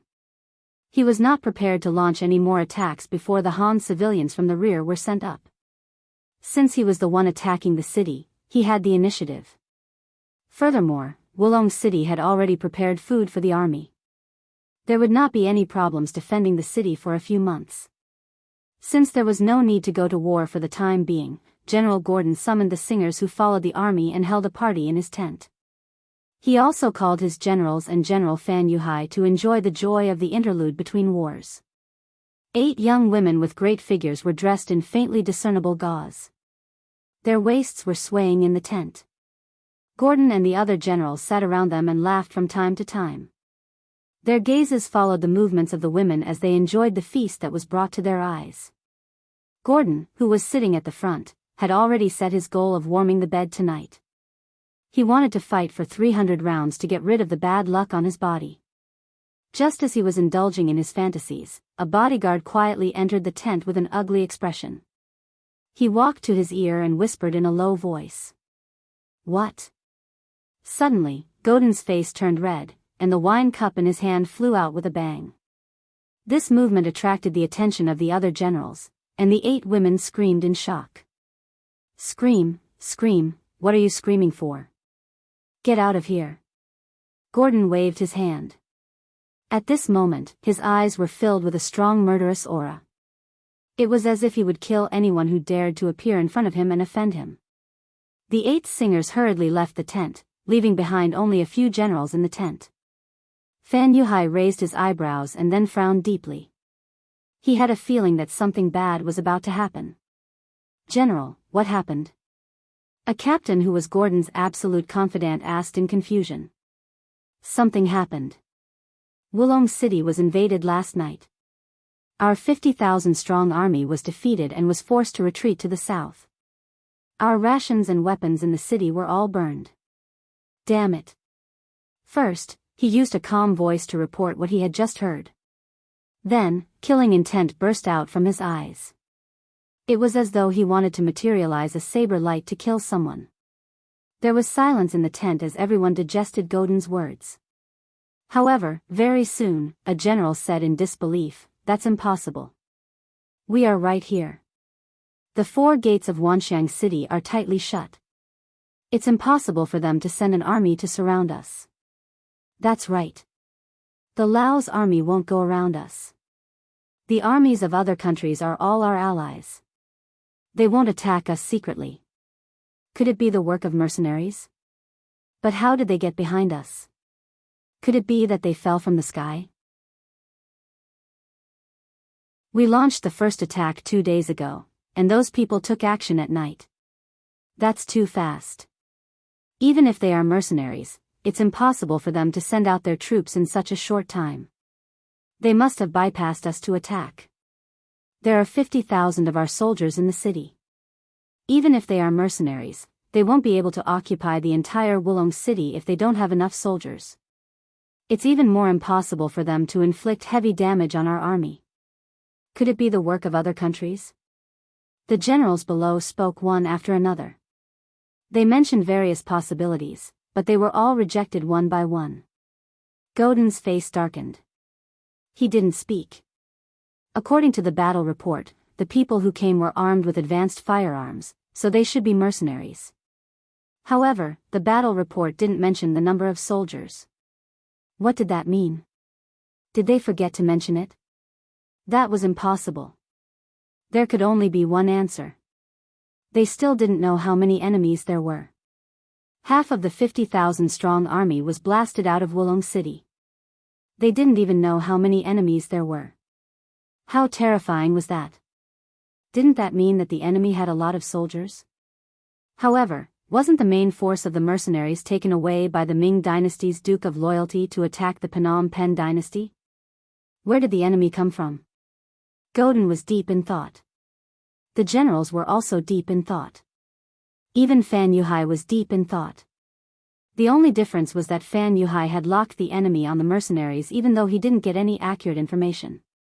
In his eyes, he was very clear about the military strength of the surrounding countries. Only the mercenaries could break into the city and defeat the 50,000-strong Siamese soldiers in one night. However, how did they appear there? After all, they had only appeared at Wanxiang City 2 days ago and launched their first attack. How could the mercenaries react so quickly? The entire battle took less than 5 days. Even a flying man couldn't have done it. Unless, when he thought of the only possibility, Fan Yuhai's expression changed drastically. Could it be that the mercenaries were already prepared and knew that they would attack Wanxiang City? Hence, they planted a large number of soldiers behind them. If that was the case, once the Siamese army launched their attack, the mercenaries started their attack on Wulong City? Yes, that must be it. If all of this was true, the Ming Dynasty's Duke of Loyalty was too good at scheming. His attacks were ruthless and the military strength behind him was much stronger than what was shown. He even had the ability to split his troops to attack Siamese and the Phnom Penh Dynasty. No. It should be more than that. Since he had arranged a backup plan in Siamese, his other ally, the Kingdom of Ava, must have also arranged a backup plan. Hiss. Fan Yuhai sucked in a breath of cold air. At this moment, Fan Yuhai suddenly felt that Yang Chendong was very terrifying. This person was not only good at calculation, but also had a more outstanding military vision than ordinary people. He also had powerful firearms and an unknown military strength. How could such an opponent be defeated? Question marks flashed in his mind. At this moment, Fan Yuhai suddenly had an idea. He wanted to leave this place as soon as possible. He had repeatedly challenged the mercenaries and Yang Chendong. First, he led the Lansang kingdom into the whirlpool of war. Then, the Lansang kingdom was destroyed. Then, he had the idea of forming an alliance between the three countries. However, now that the Phnom Penh dynasty and Siamese kingdom had been attacked to different degrees, as the initiator, how could he not be targeted by Yang Chendong? If Yang Chendong really wanted to deal with him, would he be able to stay safe with his 5,000 elite cavalry? No, such a person was too dangerous. He had to leave this place first. At least before he had enough strength, he would not appear in front of Yang Chendong. When he appeared again, he had to make all the necessary preparations. After making up his mind, Fan Yuhai did not speak anymore. He did not even have the intention to help General Gordon analyze the situation. He kept his mouth shut. General, I don't think it's the time to talk about this. Even if Wulong City's provisions have been burned, we have to be prepared to leave this place.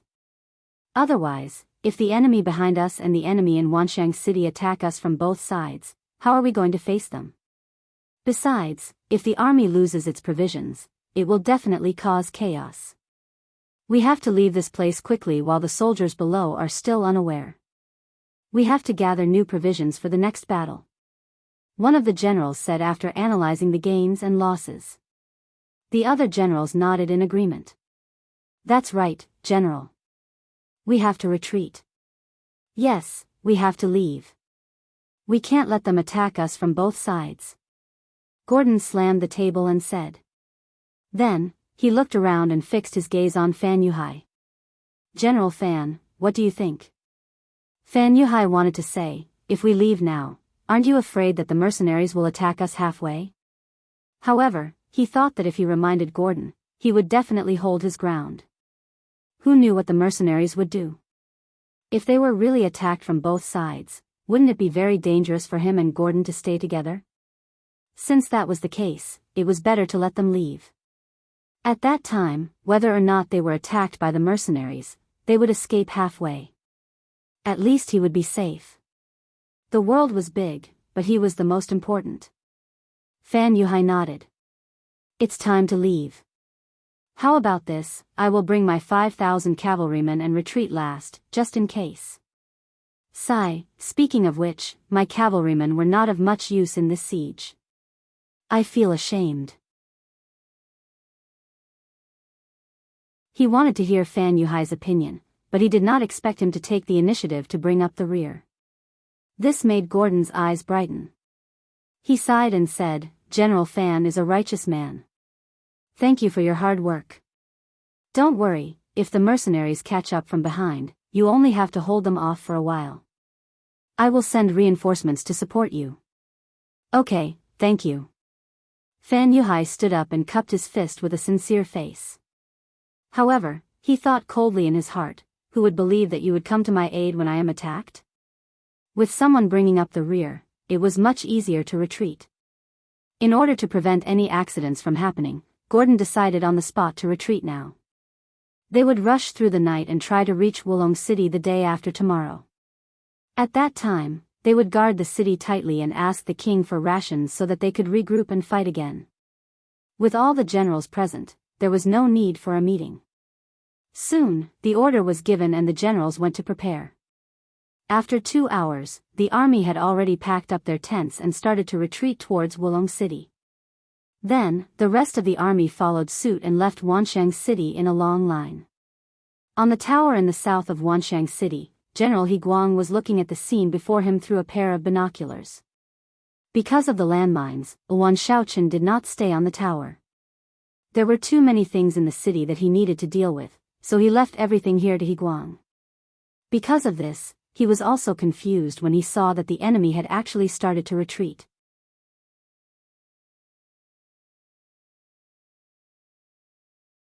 Chapter 621. He raised his binoculars again and again to make sure that he was not mistaken.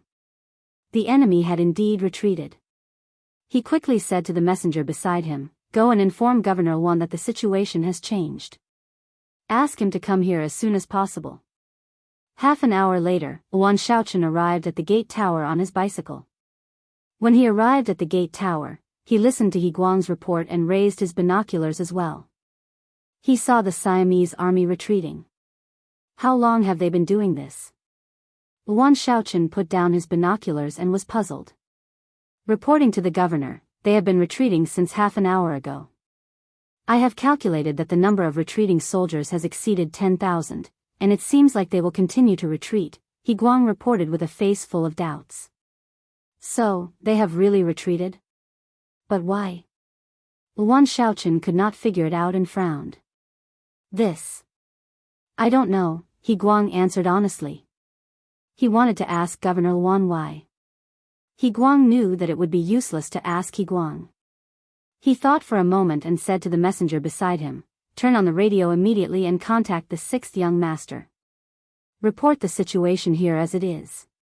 The waiting time was always long. On the open land 5 miles away from the gate tower, the Siamese army was still retreating. Just from the looks of it, they should be serious. However, this was even more puzzling. The attack was only temporarily blocked, and only a few thousand of the 100,000 soldiers died. Why did they stop fighting? The morale of this army was too low. "Sir, the 6th young master has called back." The messenger ran all the way to Wuxia Xianxia and handed him a telegram. Wuxia Xianxia, who was puzzled, quickly picked up the telegram. After a few glances, he could not help but shout excitedly, "Good, good, ha ha ha ha." He Guang, who was beside him, was even more confused. "Governor Wan, what did the 6th young master say?" "Here, take a look at it yourself." Wuxia Xianxia was in a good mood at that moment, so he casually handed the telegram to He Guang. After reading it once, her eyes widened in disbelief. She couldn't help but read it again. Then, with a surprised look on her face, she said, "The 6th young master said that the mercenaries attacked Wulong City and defeated the 50,000 Siamese soldiers there. They even burned the enemy's provisions? This is too powerful, but where did the mercenaries come from?" Wuxia Xianxia also couldn't figure it out, but he wouldn't show it in front of his subordinates. As a superior, it was appropriate for him to remain mysterious in front of his subordinates. Thus, he chuckled and said, "This is not something you should consider.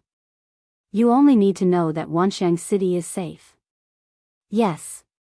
He Guang also knew that he couldn't be fully trusted by the mercenaries right now. There were some things that he couldn't ask casually. However, now that Wanxiang City was safe and the Siamese soldiers were retreating, he was wondering if he could take advantage of the situation. Thus, he told Wuxia Xianxia his thoughts. When he heard He Guang say that he wanted to go out and fight a drowning dog, Wuxia Xianxia thought for a while and shook his head. "We have too few soldiers. If we go out, it will be dangerous. If the enemy counterattacks, the consequences will be unimaginable. It's better not to take the risk." There was only one company of soldiers guarding the city, 2 auxiliary battalions, and 10,000 Laotian mercenaries. If they really went out, only the auxiliary soldiers of the Leng vanguard would be able to take advantage of the situation. However, their numbers were too small. Instead of taking the risk and reaping huge rewards, it was better to stay put. After all, there would be more battles in the future. These were the words of an experienced strategist. Wuxia Xianxia made this decision because the number of soldiers he had was limited. They could defend the city, but it wasn't enough to go out and kill the enemy. Secondly, the 6th young master's telegram didn't ask them to attack. Thus, the 6th young master probably meant the same thing. Thus, they watched as the Siamese army left. Of course, there was an even more important reason. Defending Wanxiang City was a mission in the first place, and it was enough as long as he could complete this mission. What he had was only a standing army, and not an invincible main force. 5 miles away from the city, the Siamese military camp set off. Fan Yuhai and his 5,000 cavalrymen had already gathered at a spot and were watching the scene unfold with indifference. If one took a closer look, they would realize that they had already prepared everything. Once something unexpected happened, not only would they not cover the retreat, but they would also rush out at the first moment and escape without a trace. That was the truth. Fan Yuhai might have said that he would bring up the rear, but once Wanxiang City's city gates opened, he would definitely be the first to escape with the cavalry. After all, they were faster on horseback than the foot soldiers. Fan Yuhai's nerves were stretched taut. When the sky turned dark, all the Siamese army had retreated. However, there was still no movement from Wanxiang City. This made Fan Yuhai heave a sigh of relief. "All right, now that everything is fine, we should leave." Fan Yuhai seemed to be talking to himself. Then, he scanned his surroundings for a moment. He knew that after leaving this time, he didn't know when he would return. Perhaps, he would never return. The Siamese army left Wanxiang City in a long line. Close to 100,000 soldiers formed a formation that spanned more than 10 miles. When the sky turned dark, they lit up their torches. From afar, it was even more spectacular. On the way back to Wulong, the mercenaries led by Leng Song had already set up an ambush in the dense forest on both sides of the road. Everyone had a good night's sleep during the day. Now, everyone was full of energy. They held on to their steel spears and stared at the retreating Siamese army with sparkling eyes. Gordon was quite capable.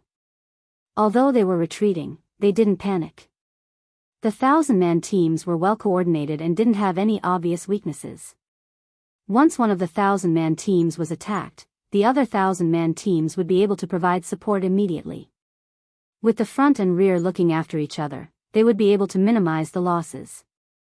An ordinary army would be helpless against such a formation.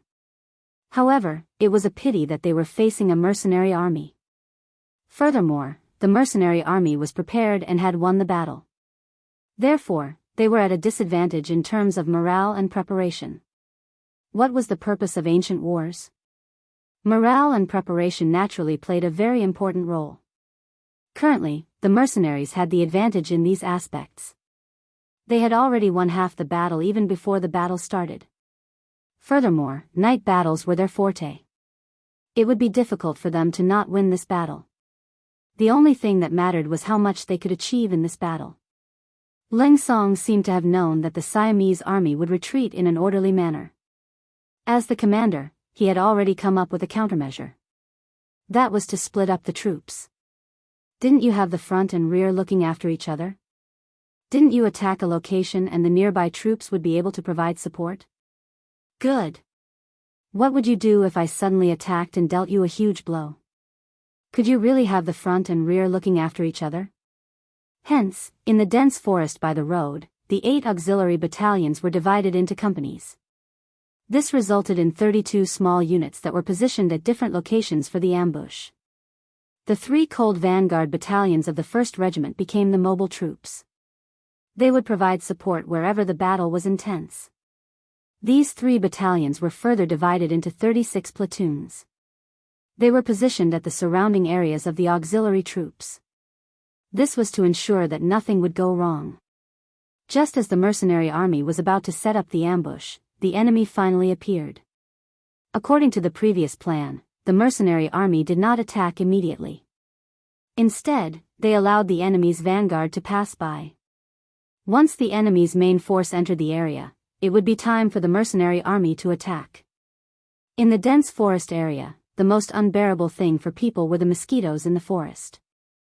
Not only were there a lot of them, but they were also large and carried a weak poison. Once bitten, it wouldn't take long for a big blister to form, making it extremely itchy. In such an environment, ambushing and staying here for a long time was a test of one's willpower. Speaking of which, these mosquitoes would not consider whether or not they would bite you just because of your skin color or your intentions. As long as you had flesh and blood, even if you were a wild beast, you would be a delicious meal in their eyes. After ambushing here for more than 2 hours, all of the mercenaries' faces were covered with all kinds of large swollen bumps. If they had not worn gloves in advance, their hands would have been covered with bumps. This would have greatly affected their accuracy. Endure it, endure it. The same firm voice echoed in every mercenary's heart. The Cold Vanguard Battalion did not want to be looked down upon by the auxiliary troops. They had to endure it. Besides, they had undergone similar training countless times. Even though their faces were itchy, it was not that they could not endure it. It was just that it was a test of willpower. The auxiliary troops were also enduring it. They wanted to perform better so that they could join the Cold Vanguard Battalion. Before the battle, Commander Leng Song had said that after this battle, those who performed well would have a chance to join the Cold Vanguard Battalion. Even the 6th young master had agreed to this. The political department was already prepared to vet them. This was a chance to join the Cold Vanguard Battalion. This was the wish of almost all the auxiliary troops. In order to achieve this goal, in order to return home in glory, in order to prove that they were the strongest young men, what was a mosquito bite? They just had to endure it and endure it. As mentioned earlier, mosquitoes would not target a single person. While the mercenaries were enduring the inhumane bites, the Siamese soldiers who were walking on the road beside the forest were also suffering from the same bites. The only difference was that the further one was from the forest, the lower the chance of being bitten. Oh, these damn mosquitoes, they bit me. It hurts it's so itchy.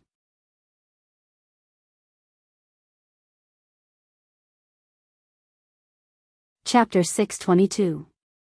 That's right. I've killed 3, but it's not enough. They keep coming at me. It's so annoying. After the soldier heard his companion's complaint, not only did he agree, but he also waved the torch in his hand from time to time, as if he wanted to use this action to drive away the annoying mosquitoes. You idiots, can't you stay away from the forest? The farther you are, the safer you will be, just like me. Another soldier said proudly. Everyone noticed that the soldier was about to leave the army and walk to the other side of the road. It was far enough from the forest, so it was naturally safer. That's right. You're smart. The other soldiers immediately agreed. Then, more and more people started to leave the forest and walk to the other side of the road. The Chiliarch naturally noticed this, but he did not say anything. He was also on the other side of the road. After all, the mosquitoes would not let him go just because he was a general. They were a very fair species. The general did not reprimand them. Some timid soldiers also moved to the left side of the road, trying their best to keep a distance from the forest. It was dangerous to do so. Some people had already raised the possibility that there might be mercenaries ambushing them in the forest at night. If there were, the closer they were to the forest, the safer they would be. Once they were attacked, the closer they were, the faster they could rush to the enemy. This would ensure their safety to the greatest extent. Now, the army was walking on the left side of the road. Although it was only a dozen meters away, if a fight broke out, the dozen meters would be an uncrossable trench. At first, this idea was very popular. However, as night fell and more mosquitoes began to appear, no one said it anymore. What kind of joke was this? They were standing on the main road and were already as far away from the forest as possible. There were still so many mosquitoes. If they stayed in the forest, wouldn't they become a lump of meat? Who could withstand such a test? At least, if the Siamese soldiers thought that they could not withstand it, they would naturally think that others could not withstand it. In this way, the so-called threat in the forest seemed to be non-existent. This also made the Siamese soldiers who were walking along the edge of the forest let down their guard. They only focused on driving away mosquitoes and hurrying on with their journey. In the dense forest, Ling Song was also suffering from mosquito bites. His face was already densely packed with small bumps, and these bumps were still expanding.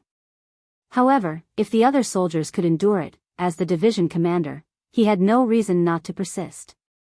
He gritted his teeth and endured it. Once there are too many mosquitoes, the repellent that the 6th young master had people make is useless. Ling Song sighed softly and stared fiercely at the enemies more than 200 meters away.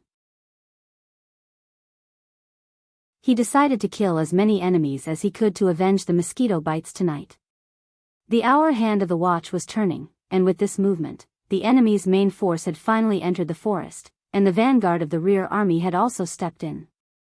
After calculating the situation in his mind, Ling Song knew that the time to attack had come. As long as he opened fire, the smell of gunpowder would be able to drive away some of the mosquitoes, let alone during a battle. Who would think about mosquito bites?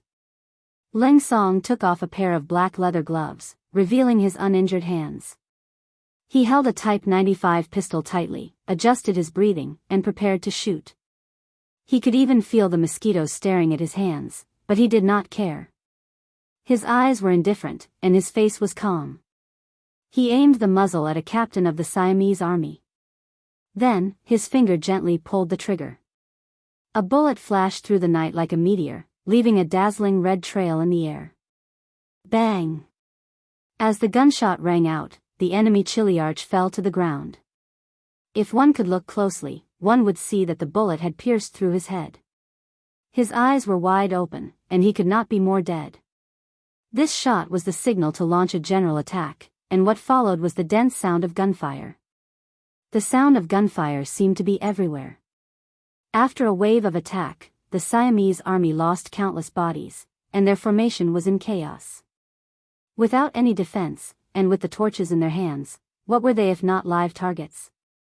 It was not until the second wave of gunfire rang out, and countless Siamese soldiers were killed that the smarter generals came to their senses. They shouted and threw down their torches. One by one, the torches were thrown away or extinguished, and the surroundings were plunged into darkness. The gunfire was not as fierce as before, and only occasionally, it could be heard under the moonlight. The power of the flintlock had caught the Siamese soldiers off guard, and it also destroyed their pride. Many of them lay on the ground and did not dare to move, as if they were afraid that they would attract the attention of the mercenaries and become the next live target. Gordon was also attacked, and several of his bodyguards were killed. Under the cover of the other bodyguards, he was pressed to the ground and avoided the danger of being shot. He was protected by his bodyguards, and even if he was discovered, there would be a human shield in front of him, and he would not die. However, this was not what Gordon wanted. At this moment, his face was pale, and he did not know if it was because of the pain of being pressed down by his bodyguards, or because he was angry. The siege of Wanxiang City had failed, followed by Wulong City. Now, they were ambushed by the mercenaries, and he did not know how many of his 100,000 soldiers would be lost. As the general leading the army, he felt extremely humiliated. If both sides were to fight fair and square, he would lose because his skills were not as good as his opponent, and there would be nothing to say. However, the mercenaries were simply playing tricks on him. They were either relying on the advantage of firearms, mines, or other weapons, or ambushing him. This made him feel powerless, as if he had punched cotton with all his might.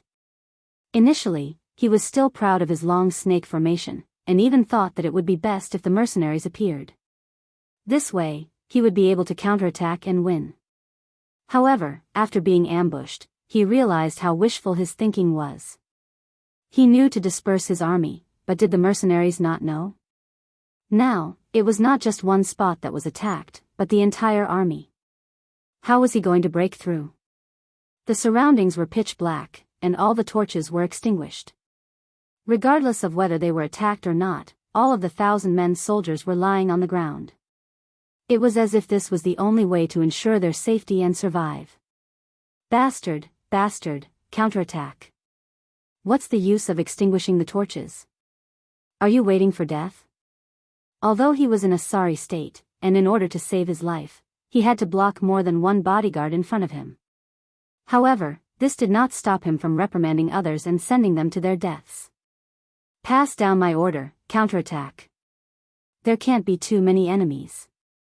Otherwise, they wouldn't be hiding and would take advantage of the situation to charge over. Quick, counterattack. I'll kill anyone who doesn't counterattack. Gordon's yelling was heard in the darkness. His yelling was extremely clear in such a quiet atmosphere, and it made many Kiliarch's expressions turn ugly. If they attacked, they might die, but if they didn't attack, they would die too. Thinking that dying in battle would be considered a sacrifice for the country, and at least their families would be safe, some of the Kiliarchs had no choice but to yell at their subordinates.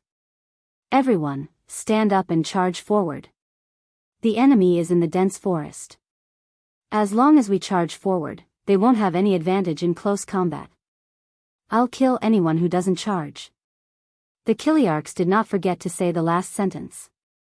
Previously, they were still cursing Gordon for bullying the weak, but now that they thought about it, wasn't it the same for them? After the generals gave their orders, the soldiers were the ones who suffered the most. They did not have the ability to bargain with the generals. Under the orders of the centurions and the supervision of the decharches and corporals, the soldiers at the lowest level were forced to stand up. Then, in groups, they began to approach the dense forest on the right side of the road. If it weren't for the fact that they were worried about being bitten by mosquitoes, they would be standing at the edge of the forest right now. With a single gunshot, they would be able to rush over as quickly as possible and force the mercenaries to engage in close combat with them. But now, it was useless to say anything. In history, there was no such thing as if or if. Everything depended on strength and a trace of luck. The soldiers were forced to get up from the ground one by one and carefully walk towards the dense forest. It seemed as though there were mines buried under their feet. If they were not careful, they would be blown up into the sky by the powerful explosion. However, the attack they expected didn't happen. After walking forward for a distance of 50 meters, gunshots were still heard in front of them. It was as though everything that happened just now was a dream, an illusion. This change gave more people courage, and they stood up as well. Then, they groped their way through the darkness and headed towards the dense forest. Could it be that the enemy retreated after one wave of attacks? That must be it. Otherwise, the gunshots would have been heard long ago. It seems like there aren't too many enemies. Otherwise, they wouldn't have given up such a good opportunity. If that's the case, what are you waiting for? Let's go. This is our chance to show off. The Siamese soldiers began to talk among themselves. Then, their footsteps began to quicken and become lighter. It was as if the mosquito bites were no longer happening. Bam, bam, bam, bam, bam, bam, bam, bam. Just when the Siamese soldiers thought that they were safe, a barrage of gunshots rang out again. This time, it was as loud as the first wave of attacks. The Siamese soldiers were caught off guard, especially those who were the fastest. They were the first to die. Like harvested wheat, they fell to the ground one after another.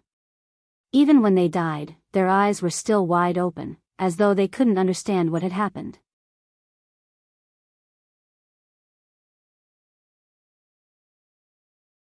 Chapter 623. Get down. One of the generals shouted. Immediately, the charging Siamese soldiers fell to the ground obediently. Their movements were so fast that it was as if they had practiced this countless times. Poor General Gordon had just stood up under the protection of his bodyguards when gunshots rang out. Once again, he was mercilessly pressed to the ground. He could not help but chew on a piece of mud in his mouth, which made him angry and ashamed at the same time. The sound of gunfire continued. From time to time, figures would rush out of the forest. Then, grenades would fall on the heads of the Siamese soldiers who were close to the forest. Retreat! Retreat! Crawl backward! Following the explosions, more and more soldiers fell to the ground. Some Kiliarchs hurriedly gave out orders. Then, a shocking scene happened. On the main road, countless people were frantically retreating. With this speed, even if they were the members of Cold Vanguard, some of them would probably pass the test. This should be the effect of potential. When a person was faced with death, he could always explode with unimaginable speed. As the Siamese soldiers retreated to their original positions, the gunshots and grenade explosions gradually stopped. Silence reigned over the land once again. Being tricked once wasn't something to be afraid of. A horse could stumble. However, if he were to fall for the same trick again and suffer a loss, then he would be considered stupid and would not learn from his mistakes. Hence, after this, even when Gordon's roar came from the darkness again, none of the Kiliarchs moved. With the mentality that the law could not punish the majority, if no one moved, could it be that your brother, the great general, would kill all of us Kiliarchs? If he really did that, it would not be long before a mutiny broke out. After shouting so many times that his voice was almost hoarse, the army did not move at all. Gordon gave up shouting. Forget it, forget it. He would just wait like this. Once the sun rose and everyone could see their opponents clearly, it would be time for him to counterattack. He did not believe that he would lose again at that time.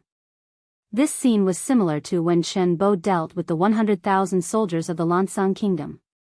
They were also forced to lie on the ground to ensure their safety. The only difference was that the terrain this time was not good. Leng Song had limited manpower and could not capture the 100,000 soldiers again. Pass down the order. The auxiliary soldiers will retreat first. The cold front will be the last to retreat. After dawn, gather at Wanxiang City. Leng Song gave the order reluctantly. He thought that he could fight a good battle, but he was helpless against these cowards. After all, he couldn't let the army charge forward. Firstly, their line of sight would be obstructed, and secondly, their forces were too few. If they really charged forward and engaged in close combat, they would be the ones to suffer.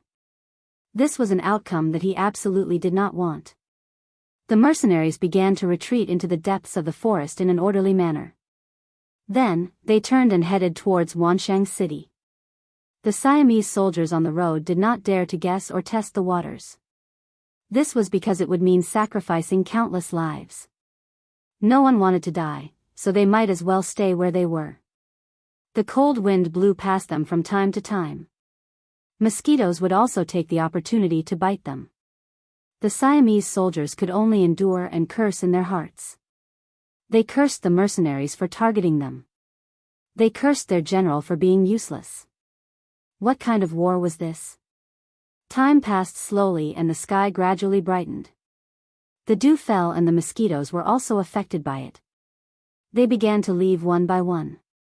When the white fog dissipated, the Siamese soldiers finally launched their counterattack.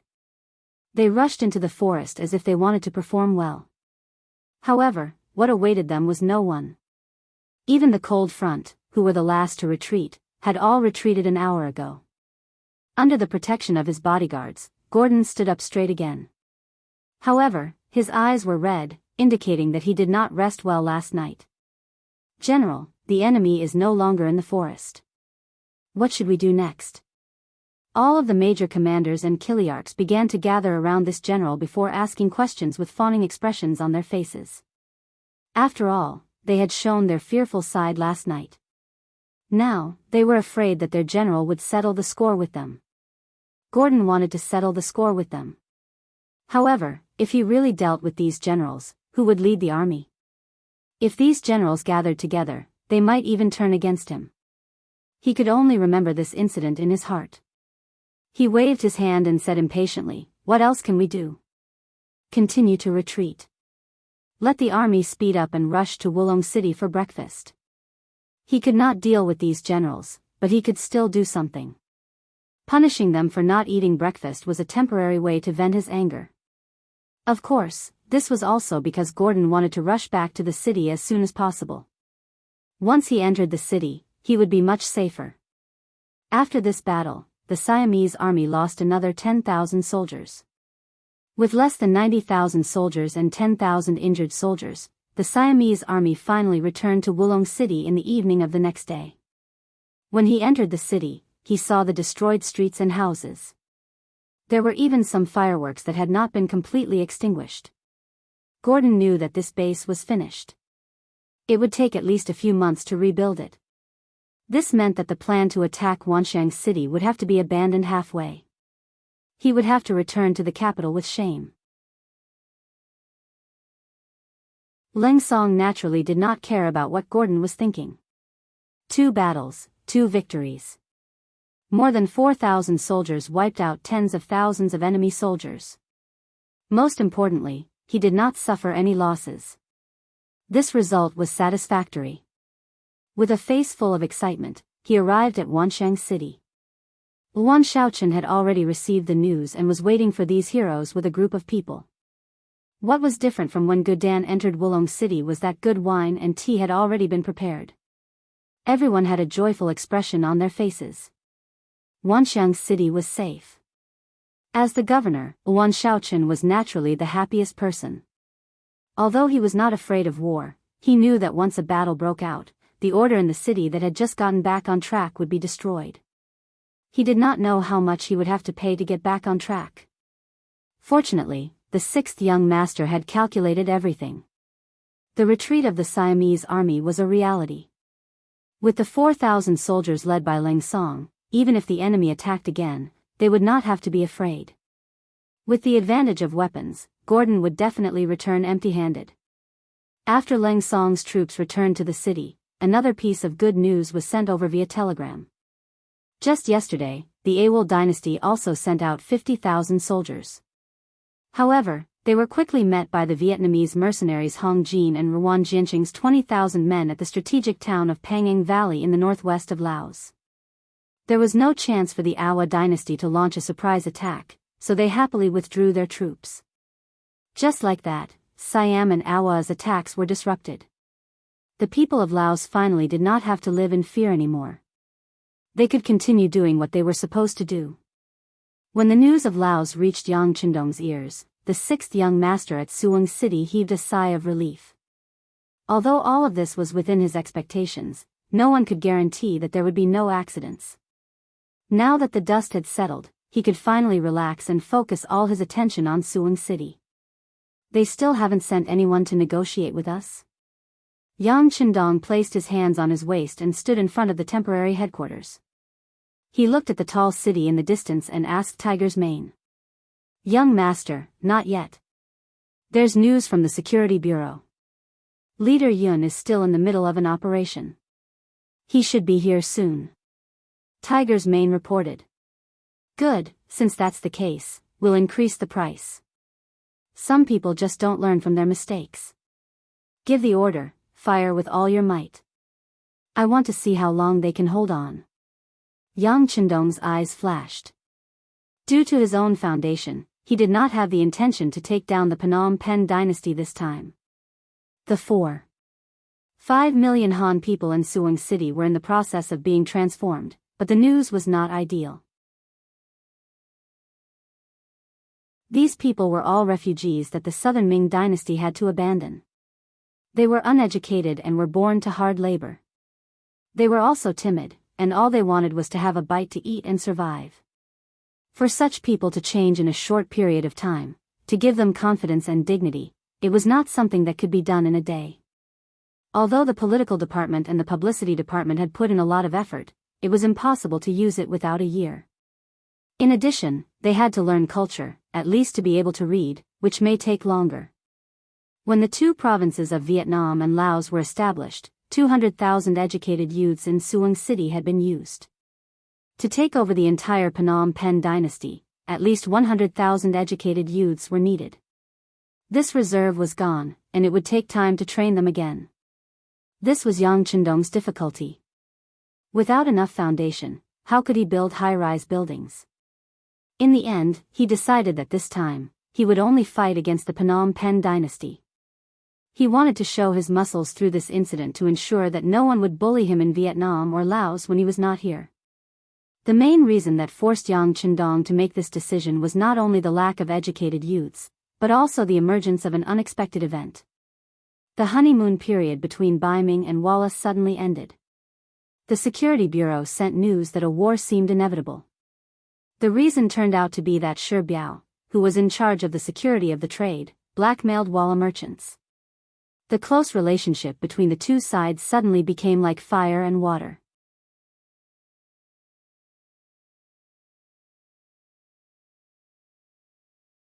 Chapter 624. Shi Biao was Bai Ming's Marquis Wu Qingho and also the nephew of General Shi Heng. Naturally, his uncle Shi Heng would take responsibility for the trouble he caused. No one knew how it ended up in such a situation where the two sides were about to go to war. Once Bai Ming was about to go to war with Walla, Yang Qindong had to pay attention to it. He had too many concerns there. He had decided to take a look at the grassland in the north after dealing with the matters in the south. There was a vast land with many strong horses. He wanted to organize an army of cavalry, just like Genghis Khan, to sweep across the Eurasian continent and conquer the world. Before that, the matter of the Golden Bien dynasty must be solved. However, to Yang Qindong's surprise, he did not intend to swallow the other party, but the other party did not intend to negotiate either. Since that was the case, there was no need to be polite. He would just bombard them with artillery fire. This was also a unique way of pressuring them.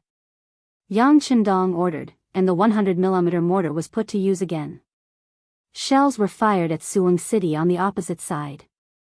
With each shell falling, countless buildings were destroyed, and countless soldiers and civilians were killed. This was not the first time that the artillery was fired at the city.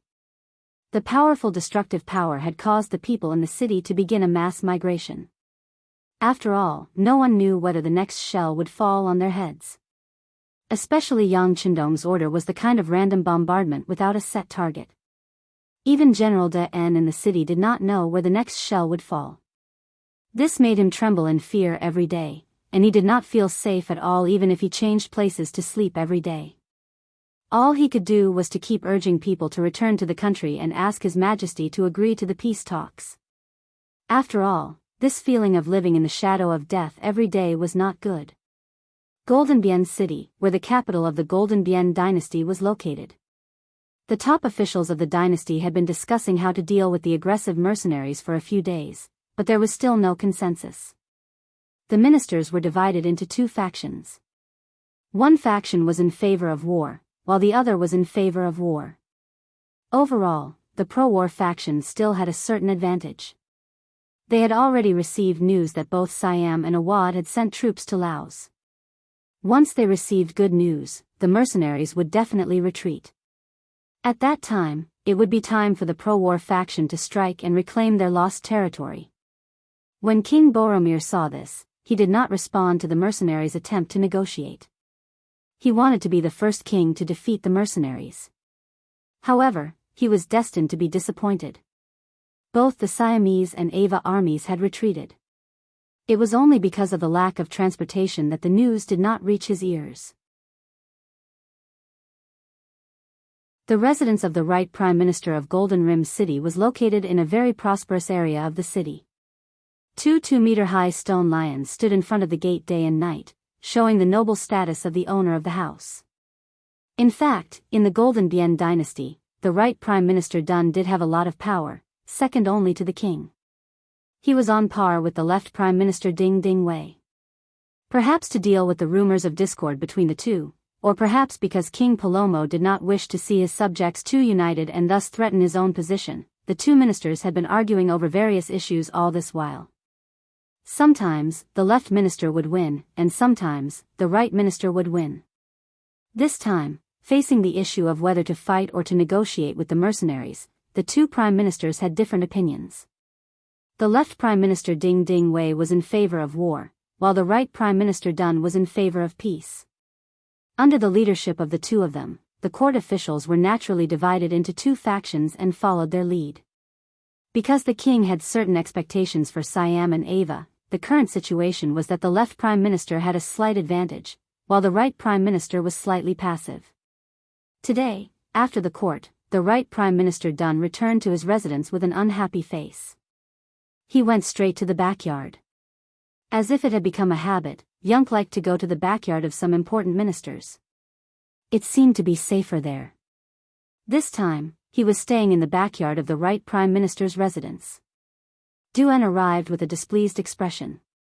When he saw Skylark's seat resting on a recliner with his eyes closed, he couldn't help but complain even before he walked over. Sir Yun, I can really sleep. Don't you know that we're about to send troops to Suwon City? Send troops? Yunk, who was lying on the recliner, slowly opened his eyes.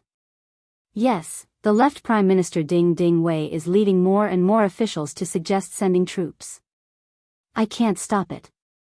I think you should leave Golden Bian City quickly. Du Che seemed to like to see Yunk's surprised look. From the moment this person appeared until now, he had been acting as if nothing had happened, which made him feel very displeased. No matter what, he was still the right minister of the country, with a high position and power. Yet, just because he had accepted 200,000 taels of silver from the other party, he had not only detained the other party at home, but he was also running around in the imperial court for the other party. Now that the situation was becoming more and more unfavorable, he had already decided to stop. As for the 200,000 taels of silver he received before, he had spent a lot of effort on this trip. Didn't he need to be compensated? Oh.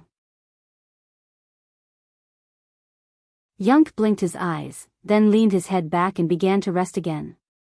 Dun, who had turned his head and said this, was still waiting to see Yunk's panicked look. The other party might even beg him. If he was happy, it would not be a problem to accept some money from the other party to ensure his safety. If he was unhappy, then he would just wave his hand and drive him away. What a joke! Do you really think that mercenaries are the best in the world? Why don't you look at the situation outside? The mercenaries have become an existence that everyone wants to beat up. He turned his head to the side and waited for a few breaths of time, but there was no movement at all. Out of curiosity, he turned around to take a look and saw Yun Kei lying down with a satisfied and comfortable look on his face. He immediately became angry. Mr. Yun, didn't you hear what I said just now? I'll tell you. Without waiting for him to explain the seriousness of the matter, a piece of white paper with words written on it appeared in front of him. The other end of the paper was gently held by Yunk. What? What is this? His face was filled with doubt. Could this be the banknote that the other party gave him to save his life? But it didn't seem like it.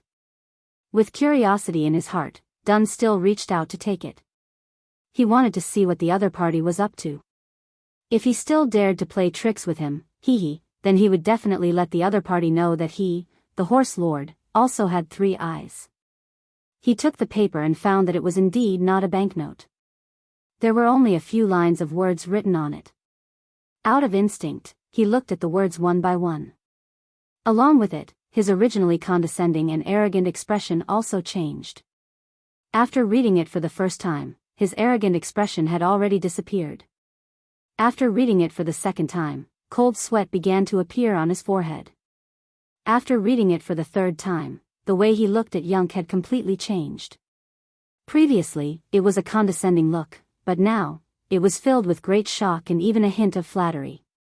Mr. Yunk, where did this come from? Are you joking? Slowly opening his eyes, Skylark chuckled. Joking?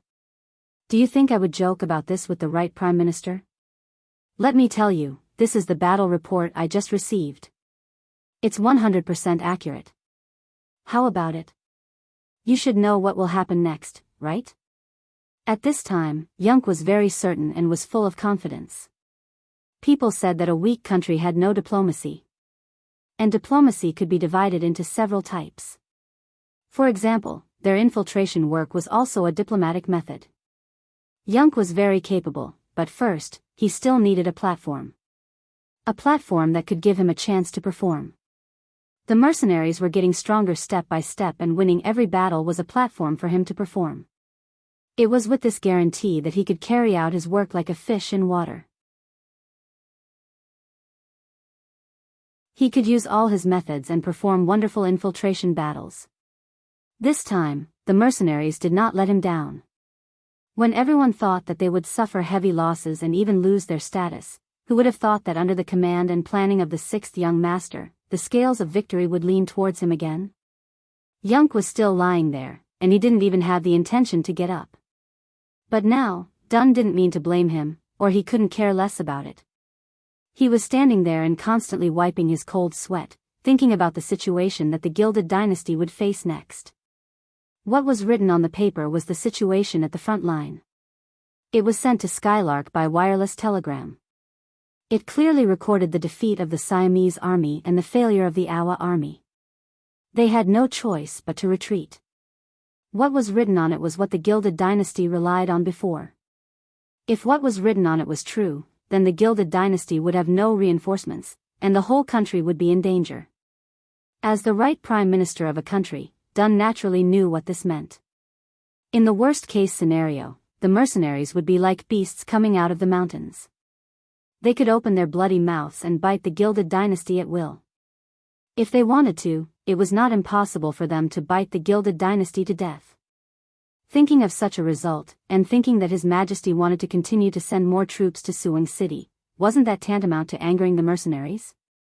At that time, there would be no need for peace talks. They would just fight until one side was crippled. But no matter how he looked at it, it seemed that only the Gilded Dynasty would be crippled. Dun's face changed again and again. At this moment, his mind was spinning rapidly. He slowly came up with an idea. That was to take the initiative to ask for peace before the other side sent out troops. A slap would never hit a smiling face. As long as their posture was humble, it was still possible to negotiate successfully. After all, the army of the Golden Bien Dynasty had not been completely damaged. They still had the power to fight back. Once the other two allies saw that they were resisting desperately, they might send troops for the second time.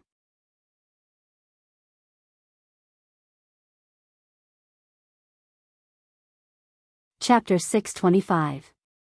The opportunity was right in front of him. Dun, who had made up his mind, no longer had that mocking expression on his face. Instead, he put on a flattering smile and took half a step forward. Sir Yun, can you open your eyes and tell this Prime Minister what the Duke of Loyalty and Courage has in mind? After all, we are now neighboring countries. It's better not to hurt our relationship. Dun took the initiative to lower his head. Yunk was not surprised by this. If there were still people who wanted to start a war with the mercenaries after receiving this information, they would either have already given up on life and death, or they would have other ideas. He could not help but sigh in his heart. The sixth young master also sent a telegram, saying that they could agree to the peace talks, but they had to try their best to obtain benefits. This time, Yang Qindong did not act like he did with the Jiaoji and Lansang kingdoms.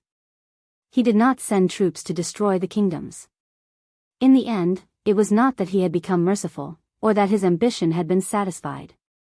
On the contrary, everything was done for the sake of the overall situation. Without enough resources and manpower, even if they sent troops to destroy the Phnom Penh dynasty, they would only be picking up a mess. Not to mention, if they really fought, the price they would have to pay would be too high. No one could guarantee that Siam and Ava would not send reinforcements again. The mercenaries did not want to face such a situation before they were fully prepared. With the idea of mutual destruction, no one knew what kind of power these two kingdoms would erupt in the face of a life and death crisis. Once their armies really entered the Vietnamese and Laos provinces, the losses would be immeasurable. Without sufficient preparation, Yang Qindong did not want to face this situation. Because of this, Yunk still had a lot of work to do. Otherwise, he would have already laid his cards on the table with Duane. It was either death or surrender, and he would have just made a decision. After sighing in his heart, Skylark finally stood up from the reclining chair and stood in front of Duane. Right, Prime Minister, this time it was you who provoked the mercenaries first, and then we sent out our troops. Even if we were to send out our troops, we would inform you beforehand that you would have to give us a definite answer after the emissary returned to Wanxiang City. And it's precisely because of your arrogance and rudeness that we're meeting on the battlefield, isn't it? Yes, yes. Ducie lowered her head like a child who had done something wrong and nodded repeatedly. Some people said that this time, it was the mercenaries who started the war without declaring war, but that was not the case. Everything was just as Yunk had said. The emissary from Laos had given them a chance, but no one had taken it seriously at that time. That was why Shangding City was suddenly breached and Zhujing City's 100,000 soldiers were defeated. Alright, since Right Chief Minister has already admitted that it was your fault this time, then whether my mercenary army will fight or shake hands with you will depend on your performance and what you are willing to pay. In short, this time, don't take my words seriously. Otherwise, you won't be able to buy medicine for regret anywhere. Alright, I'll wait for you here. You can also go and verify the authenticity of the information. In fact, there's no need to verify it. Your scouts should be able to send the news back in 2 days. But if you haven't made a decision by then, my mercenary army will take the initiative to make the decision for you. No, no. Duen kept shaking his head. Previously, because he had placed his hopes on the allies of the two countries, he wanted to send troops to the front line to pressure the mercenaries. Since he knew that his allies had been defeated or had retreated, it was very clear what to do. Duen's attitude was arrogant and even a little arrogant. But when he left, he bowed with every step, like a child seeking advice from a teacher. He was extremely respectful. After finally leaving the backyard, Duen's expression returned to its serious state. Men, prepare a sedan. I want to enter the palace to see His Majesty. It was not that Duen didn't doubt the authenticity of the information provided by Yunk. But Yunk had already made it clear that he would not wander around and would wait here, and the news would be confirmed in 2 days. Did this person eat a bear's heart and leopard's guts to joke about such a matter? If everything was true, then it was necessary for him to report the situation to the king. It was better to be prepared than to not know anything at all. In the king's palace, Duen stood in the side hall. Opposite him sat King Boromir. Boromir was a little fat, and he was wearing a golden royal robe. He narrowed his eyes. Right, Prime Minister, I have thought about it. The left Prime Minister's words are not unreasonable. Since Siam and Ava have already sent news, they will definitely send troops. As allies, we should also send more troops to the front line to pressure the mercenaries. Boromir was very clear about the reason why Duen wanted to see him. In the morning, the two prime ministers had been arguing in the court. In the end, Duen's faction became weaker, and even he, the king, leaned towards Dingdingwei's opinion and continued to send reinforcements. Boromir did not understand why Duen wanted to see him. Could it be that he wanted to continue persuading him? Your Majesty, this is the information I received. Please take a look. Duen did not explain anything. He only presented the information he received from Yonk. He believed that once the king saw this, his attitude would change drastically. You just received this information? Boromir looked at Duen with a puzzled gaze. The right prime minister did not have the authority to gather information, so where did he get this information from? Puzzled, Boromir took the paper with the words written on it from the eunuch beside him. After looking at it casually, his eyes widened and his body began to tremble. In the end, even his hands that were holding the paper were trembling. Right Prime Minister, where did you get this information? Why didn't I know about it? Boromir suddenly raised his head and looked at Duen with a terrifying gaze. Your Majesty, this information was sent to my residence by a merchant who claimed to be from Laos. I only saw it when I returned to my residence. Duen naturally would not reveal that Yonk was in his residence. Who knew if the king would accuse him of colluding with the enemy in a fit of anger? Besides, he was counting on his relationship with Yonk to gain more benefits in the future. He had to hide this person well. A merchant from Laos? Boromir was not very satisfied with this answer. He wanted to ask why such a merchant did not look for him or any other officials, but the right prime minister. But before Boromir could ask, Duen took the initiative to explain, Your Majesty, my butler said that the Laos merchant will come looking for me again. But in my opinion, this is not important. What is important is whether the information is true or not. If it is, what should we do next? Right, according to the right prime minister, is this news true? Boromir seemed to have woken up the person in his dream. Boromir's voice carried a hint of urgency as he asked. In fact, it did not matter how the information came about. The most important thing was whether it was true or not. If it's true, it's a big mistake to send troops to the front. What's wrong? The other two allies have retreated. Do you want to fight head-on with the mercenaries with the Golden Border Dynasty's powerful army? In my opinion, regardless of whether it is true or not, there is no smoke without fire. We have to prepare for a backup plan. Duen raised his head. He wanted to say that since he was the one who sent the information, of course, he would believe it to be true. But he would not say that. He wanted the king to figure it out himself. At the same time, he wanted to use this as an excuse to trick some people, so he could not be too sure.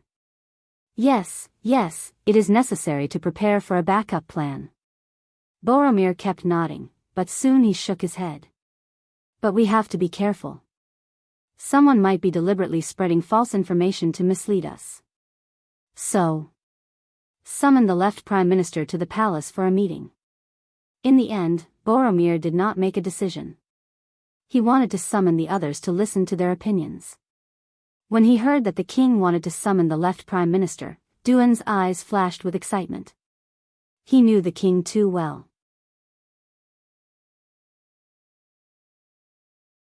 The king liked to listen to everyone's opinions, as if that was the best way to make the right choice. But he had forgotten that the truth was often in the hands of only a few people. The king summoned the left prime minister, Dingdingwei, in his official robe, appeared in the side hall. Dingdingwei was tall and slender. He looked to be in his 50s.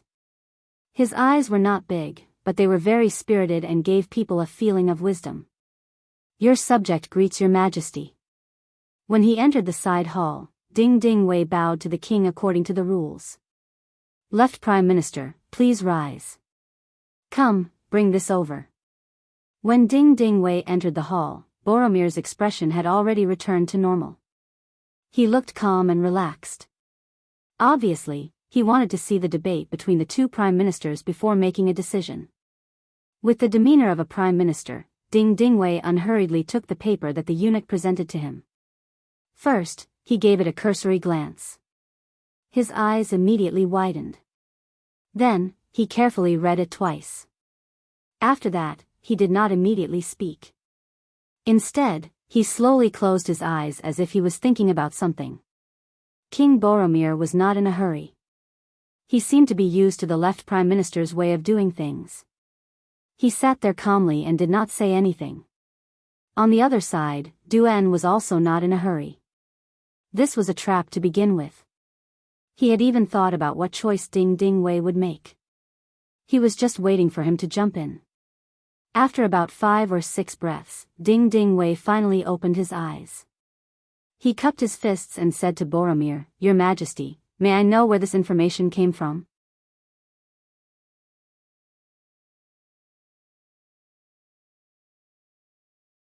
Chapter 626. For the left prime minister to say this, it was clear that he did not believe that this was news from the army.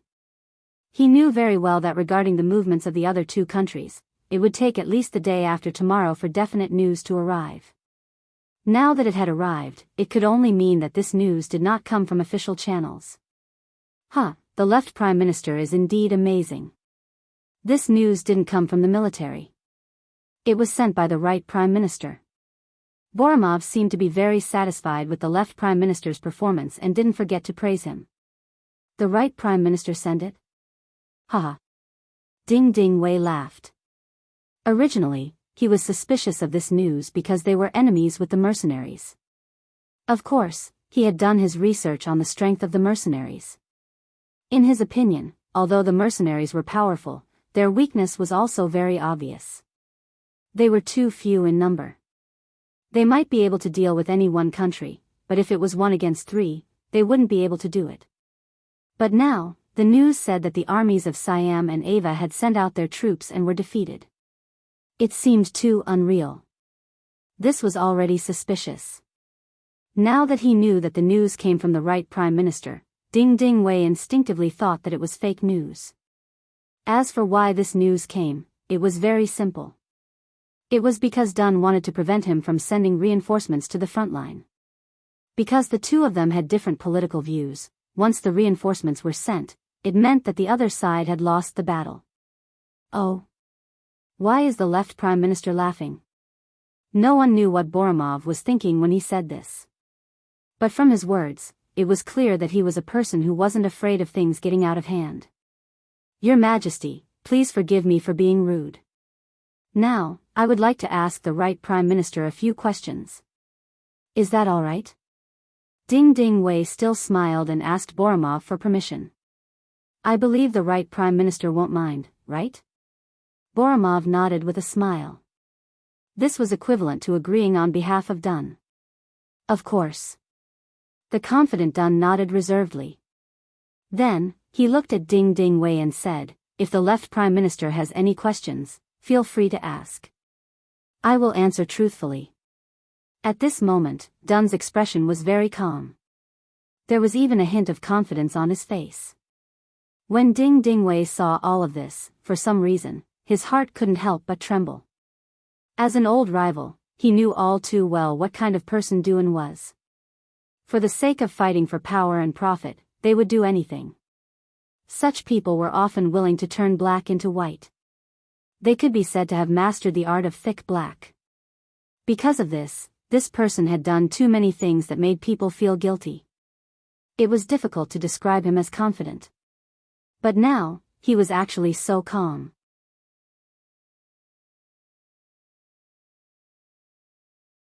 Could it be that the information was true? As soon as this idea flashed through his mind, it was quickly rejected by Ding Dingwei himself. If it was true, His Majesty would not have summoned him. Since His Majesty had called him here, it could only mean one thing. Even His Majesty was skeptical about this information.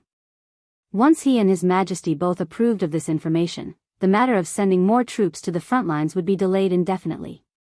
This meant that the other party had won this battle, which also meant that the other party was stronger than him. When he thought of this, Ding Dingwei threw the suspicion that had just arisen to the back of his mind. Right, Prime Minister, may I ask where did you get this information? To be honest, left Prime Minister, this information was sent to my residence by a merchant who claimed to be from Laos. Du En, who was already prepared, replied calmly. Laos merchant. I wonder if Right Prime Minister has seen him with your own eyes? When he heard that the source of the information was so childish, Ding Dingwei was even more certain of his guess. This must be a smokescreen thrown out by Du En in order to win the battle of whether or not to send troops. Since he knew what was going on, he definitely couldn't let the other party succeed. No. Du En answered very straightforwardly. But he didn't forget to add, although I haven't seen him, I still believe this information. So according to my opinion, whether or not to send troops to Suwon City needs to be carefully considered. Ha ha ha ha. This answer finally made Ding Dingwei unable to hold back his laughter. If it wasn't for the following explanation, perhaps he wouldn't be so certain. But since he took the initiative to mention the issue of sending troops, it was tantamount to revealing 300 taels of silver here. After being the left Prime Minister for so many years, Ding Dingwei believed that his ability to observe people's expressions had reached a very high level. Du En's words were tantamount to confirming his previous guess.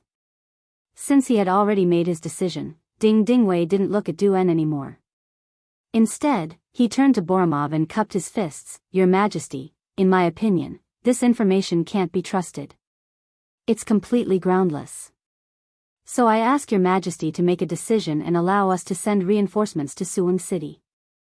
When the time is right, we will go all out to counterattack and recover the lost land. This will raise the prestige of our country, as well as the prestige of our king. Ding Dingwei finally made his move. Du En, who had been waiting impatiently, also turned to Boromov and cupped his fists. Your Majesty, I believe this information is true. It's the same as my previous guess. So I'm sure your Majesty will be cautious in sending troops. I can even guarantee with my official position that if this information isn't true, I'm willing to resign in 2 days and retire to my hometown.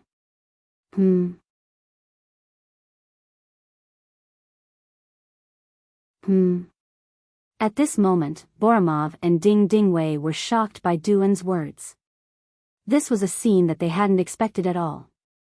Originally, after hearing Ding Dingwei's words, Boromov could basically confirm that this was a fake information that Du En had deliberately created to delay the sending of reinforcements. He was still a little angry about this. He could allow the two prime ministers to fight each other, but the prerequisite was that they couldn't disrupt the development of the country. Otherwise, he wouldn't hesitate to chop off their heads. But suddenly, Du En was so confident that he would use his authority as a stake. At this moment, Boromov hesitated. Boromov wasn't the only one who thought so.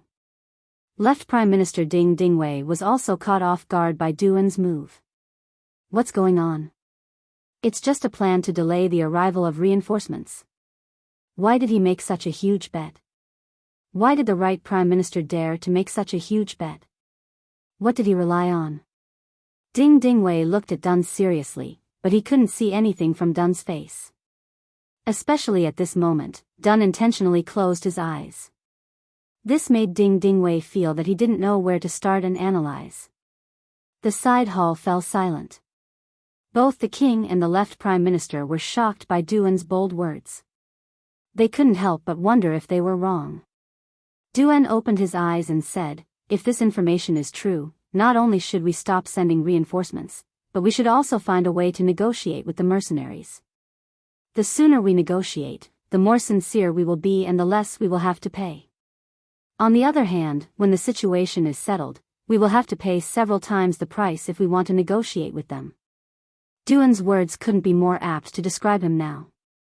Du En's words were completely for the sake of the Golden Border dynasty and had nothing to do with any power struggle.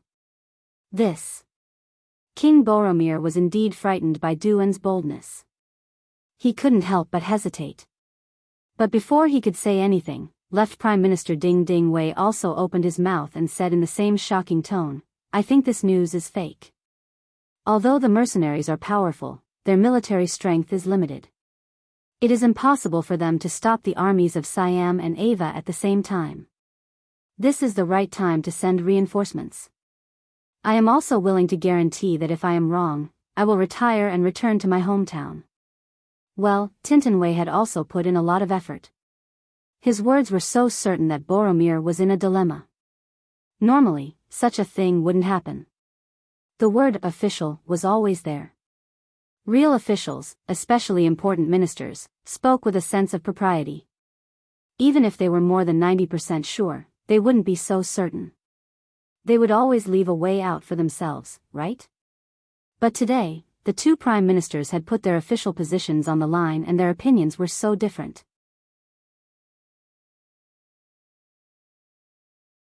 This was so abnormal that it made Boromir even more hesitant.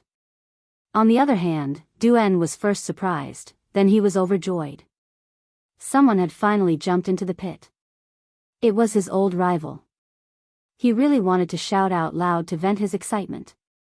He was so excited in his heart, but on the surface, Duen still suppressed his excitement, cupped his fists and said to Ding Ding Wei, "Good, Lord Left Prime Minister, if that's the case, we might as well make a bet. We will see the result in 2 days. But I still have one thing to say. If we want to negotiate with the mercenaries then, we will have to pay a higher price. Let's make a bet. But I still support sending reinforcements. If we send reinforcements too late, we can't afford to suffer any losses at the front line," Ding Dingwei said firmly. Then, he stopped looking at Duen and focused all his attention on King Boromir. Obviously, he was listening to the king's orders. The two prime ministers had put their official positions on the line and spoke with great confidence. This way, Boromir was the one who had a headache. This was different from what he had expected. He wanted to see which side was right and support. But now that both sides were so strong, how could he make a decision? Boromir wanted to put his hands into his hair to calm down, but he knew that if he did so, it would be very unbecoming of him as a king. But in front of the two prime ministers, he had to give an explanation. After thinking about it, he decided to continue mediating. If he couldn't make the decision, then he would let the facts make the decision. All right, since the two prime ministers are so confident in their negotiations, why don't we all calm down and wait for a while? There should be news in 2 days. At that time, this king will know how to make a decision. You're tuning into the Carefree Valley YouTube channel. Don't forget to subscribe and join us on this journey to catch the most captivating stories.